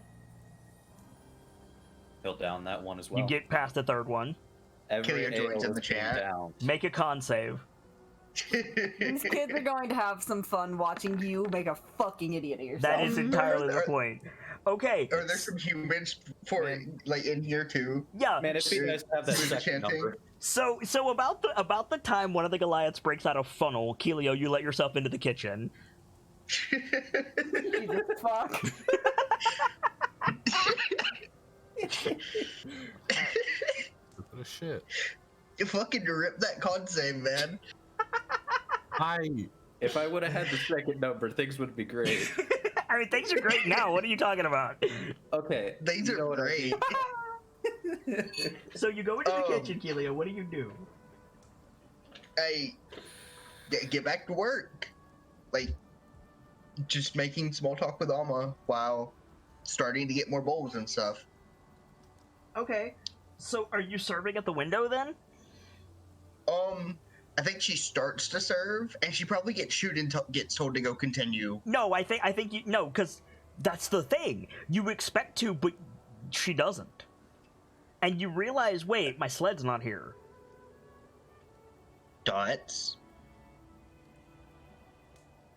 Who's delivering? 3 of the human pups. Oh. What? Sure. More dots. Well, Handing out another bowl. Yeah, so you're at the window surfing, and like Orvar gets up in line, and you pass him a bowl, and he looks at you. I think I put a little extra in his bowl. Yeah, he looks at you. You look at him. He looks at you, and Smile and nod. And he said, like, as he takes the bowl, he says, "Don't go," and then goes Wait. to sit down. Can I roll insight on that? Yes, Because you, I'm ha- not. you have disadvantage. Orvar is weird. I'm gonna use my inspiration, make that a normal roll. Good plan. I think we've learned at this point that Orvar is a strange kid. Yes. Ha! Oh, Unusual, fuck you! lad. Fuck you, dice. Unusual, lad. You have no idea. Oh, my dice. Why? This is a 10 out of 10 code number 456. Get fucked Nightfall. I rolled the lowest I could without Shit. rolling a 1. You motherfucker. Yeah, you have no idea what Orvar was getting at. You could go ask him. That's what. Yeah, you I think she is. She's gonna serve a couple more bowls, and then she's gonna go to his whatever table he's sitting at. He's sitting. That's what you get. He's sitting For not- very close to where they're. He's sitting very close to where your kin are trying to get Runyak to do a keg stand. I actually think Kilio gets a bowl too, because she's been going, Fair enough. and I think she sits not in the direct vicinity of a falling Runyak, Right. like close to him. Starts to eat and goes, "What do you mean, don't go?" he turns pink. Like, from his cheekbones down to his neck, he turns pink. Aww. And I think he just takes a bite of soup. No. Aww. The boy. I mean, I think she should just sit there and eat with him. Just Okay. So I think after a while, he says, Eldred can handle it. she nods. Notices his bowl is probably empty. No, it's not. He's eating very slowly. He eats slowly. Okay. He eats like a bird. Yeah. Interesting. And he says, after a bit more, amidst the cheering of the humans and the Goliaths, somebody like passes you a tankard of ale, Kelio. Passes Orvar one. Orvar says to you, he says, you're different. Blank. Thank you. And there's a pause, and he says, I'm different. ...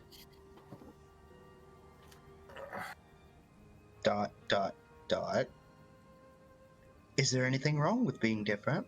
Shakes his head. Siegwolf, too. I think she gives, like, a nod, like, I know what you're on about. He looks surprised at that. I told you. Shakes head.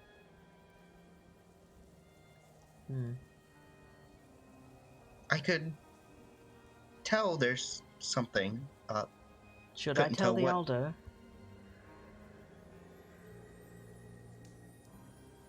Pauses.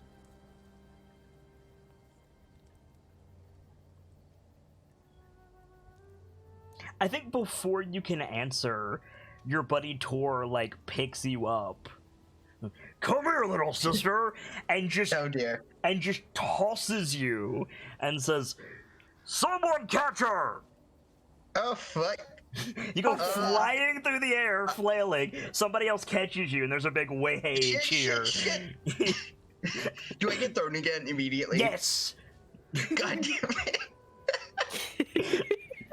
it's everyone's Happy favorite data. party game. Toss the halfling. Yes! Toss that. Keep the halfling. This usually goes on for a couple tosses until your mama breaks it up. Yeah. Could I, like, try to slip out of this myself? Would that be acrobatics? Yes. Actually, feel free to make an acrobatics check. Oh, fuck. If I fail this, I'm gonna be so... Oh, shit! That means... Nope, there you go. Like, Ow. so you fail the acrobatics check from Tor as he throws you at another Goliath. Another Goliath catches you, throws you, make another acrobatics check. Okay. Oh, shit! Another Goliath grabs you, like, by your ankle and, like, spins you around and throws you again. Make another acrobatics check. Kilia's probably, like, screaming the whole time. Okay, so what does it look like when you, like, do you do, like, a fancy flip in the air and, like, land somewhere cool, or, like, what happens? I think she, like, slips through the arms of the next Goliath and tries to catch her, and I think she rolls. Okay, yeah, so you, like, roll and tumble, and you, like, come up on your feet, and you realize that you're in the exact center of the moot hall, and everybody just cheers. Look Tor directly in his eyes. Fuck you. Yes! Actually. You bastard! What?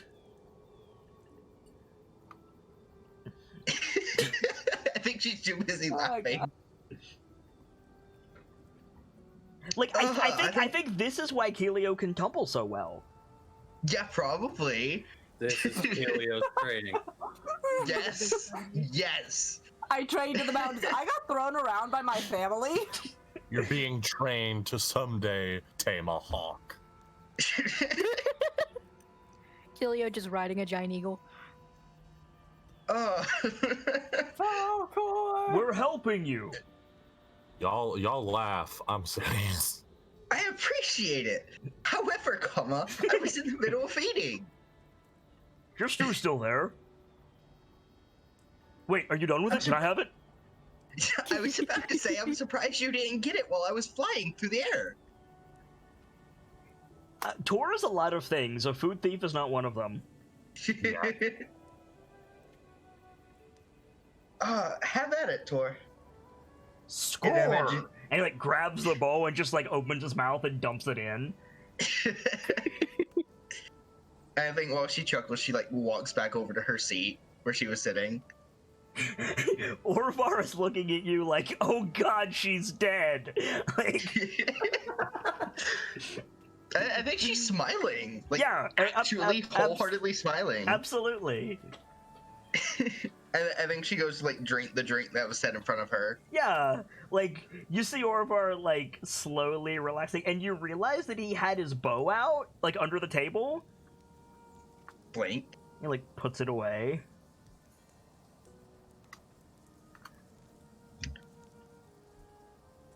They do that a lot. It's fine. How's... Yeah, I think she literally says just that. It's fine. It happens all the time. It's like, he was like taking a trembling bite of soup, and you say that, and he just stops and stares at you with the spoon frozen. She's probably not even looking. I'm just drinking more of her drink, just as calmly as possible. As she stops, puts it down. How's your leg, by the way? Better. Fine. Nods. And he like looks around for some semblance of normalcy. Runyak, what are you doing at this point? Oh shit, dude. You're his anchor, dude. Okay, so listen. So I got hang on. Yep. Yep. So Serenia, he did that cake stand. Okay. Right. He did it. Okay. So you are drunk as hell. No, I'm fine. Everything's fine.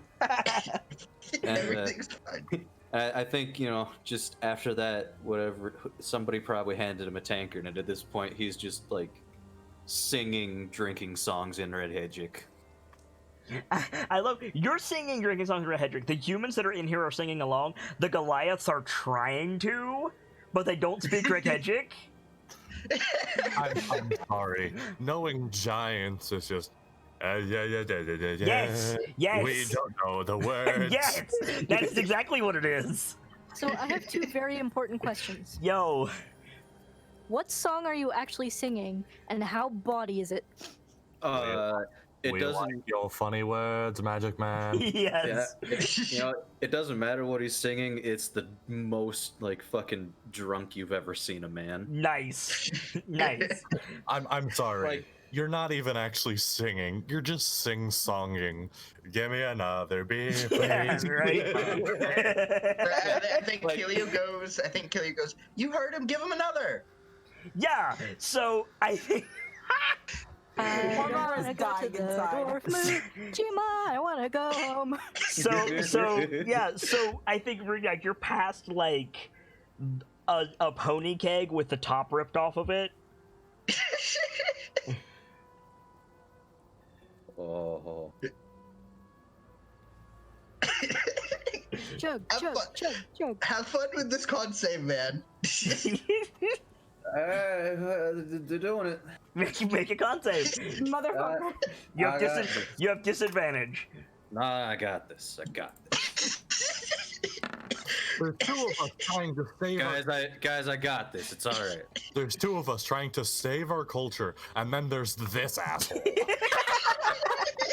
To be fair, Runyak did his time. All right. Yeah, bitch. This is the first time I've gotten to unload since starting trip. Fuck yourself. Yeah. Right. No, it's all good. So you just chug, you get it down, and you do that thing where you like lower the keg, it's empty, everybody cheers, and then you just throw up in it. Ouch. And Orvar just like puts a hand to his face and sighs. Oh god, I'm sorry. It was good. I'm sorry. Good. It's about time he let go. See, you know this is accurate because Cookie also briefly partook of the evergreen, so he knows exactly what he's doing right now. Bitch, I've been drunk. I know what drunk. So, so I feel like there's a Goliath dancing on the table at this point. Probably Whoa. Flanked by 2 humans. The dances are completely different, of course. Naturally. There is music playing. There was not music playing a moment ago. I think Kilia pulls out her flute and joins in. So you pull out your flute, and Orvar like gives a little gasp and pulls out a flute. Aww. Yes. Oh my god! I love this. Bye-bye. And they almost start playing along with the music. Is that a performance check? It is, yes. You have advantage because you know the songs. I'm gonna roll with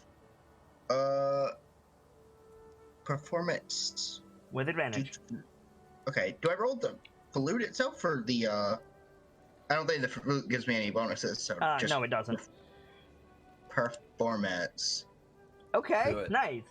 So you're playing, and yeah, like Orvar's playing, and we like fade up on this scene, and we fade down on Siegwolf over in the human camp. There's like no one around him, and he's just like placing logs on the cabins and like hammering them into place. And he sighs. He shakes his head a little bit.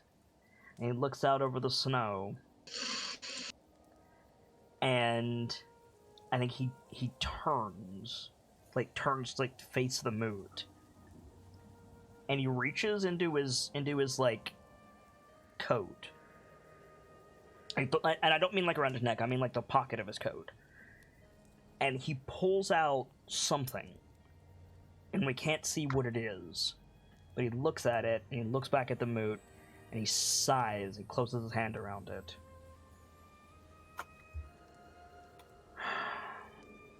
Better be worth it. Puts it back in his pocket. And he goes back to work. So we have Dawn, like, finishing his council meeting. We have Firga and Lash walking through the like, orc camp. We have Vrunyak and Kilio, like, decompressing. And I think, we see the Conductor, and he's like making his way to like a watchtower in the middle of camp. And he's climbing up it, and he's got like the sergeant with him. He's got a rune striker with him, and the rune striker casts thaumaturgy on him, and he says, "Your attention, please, everyone. I'm sure, I'm doubly certain, that there is not a single person at this moot unaffected by the comings and goings of the last hours.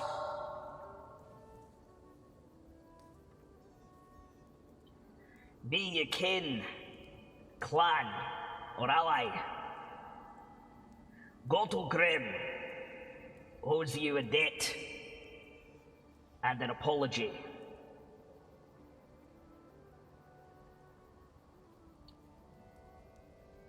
To say we were unprepared for such a threat absolves us of responsibility that we should take. To the wounded, the dead, and the living, the fault rests with me, as I was entrusted to keep you safe and to allow the celebrations to continue.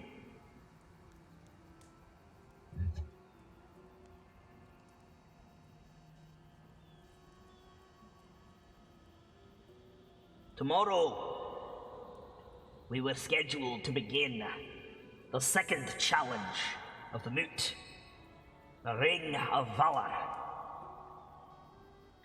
where our champions, greatest warriors, or otherwise chosen, would prove themselves both to their own and to those gathered here.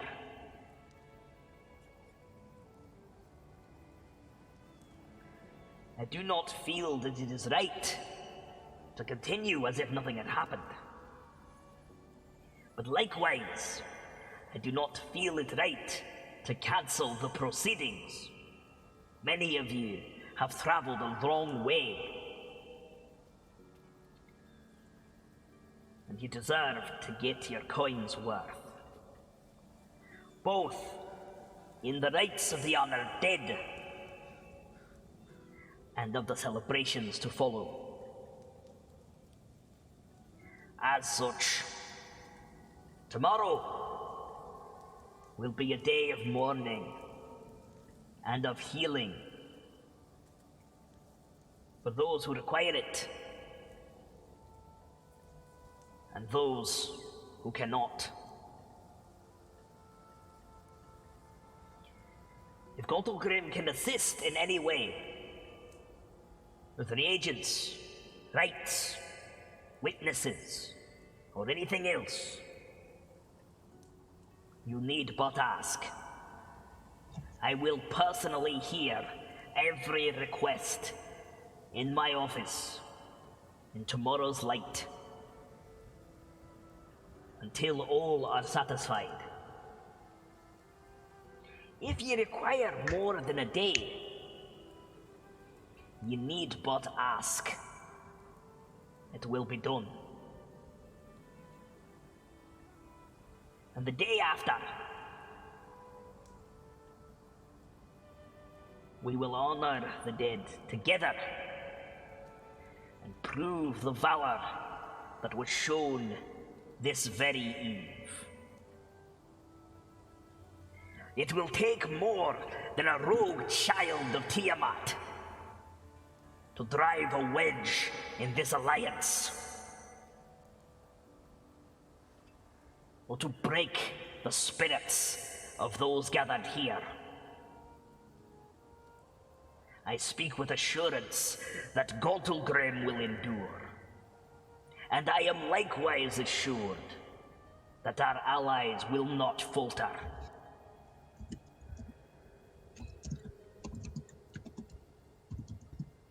Chieftains, elders, leaders of your own lots, expect an envoy of Gauntlgrim this eve, so that we may be informed of anything that you require. To the rest of you, hail the victorious dead! There's silence for a moment. And the Conductor Gar looks down at the parchment that he's holding. He rolls it up. He sighs.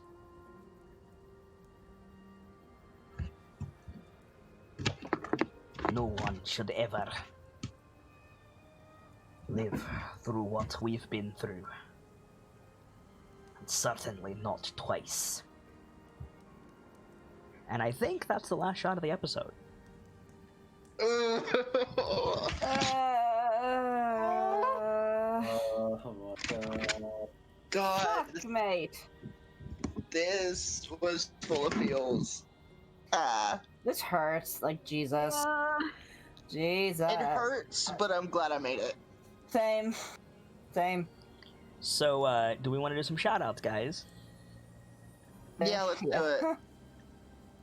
Cool. Cookie, give us a shout-out, please. Hey, what's going on? I'm Cookie, also known as the Extinct Bacon on just about every other platform. Lover of all things tabletop. If you have any questions, concerns, comments, my socials are there. You can reach out to me anytime. Give me a poke. Hope you all had a good show. I hope you enjoyed the show as well, such as you could at least. Yeah. Gracie? Hey, I'm Bridgemila, aka Gracie. I do art and things for Kids Channel, and I also love tabletops, so if you like either of those things, give me a poke. You did half of that in Firga's voice, just so you know. Did I? Yes. Didn't mean to. Gamzee, give us a shout out. Ladies and gentlemen, as always, I am Guy Gan. What the fuck is happening? Hold on. My auto clicker opened, a game opened, everything's going ballistic. I didn't even Oh. open the game. Oh dear.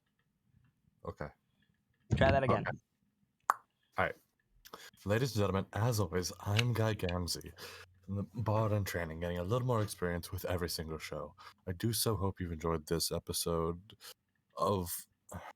Fucking damn you, go away. Sorry, it popped up and then disappeared again.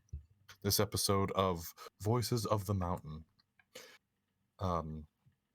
If ever I'm needed, you can always find me on Discord, in DMs, or on Twitter at the Homestuck Homie.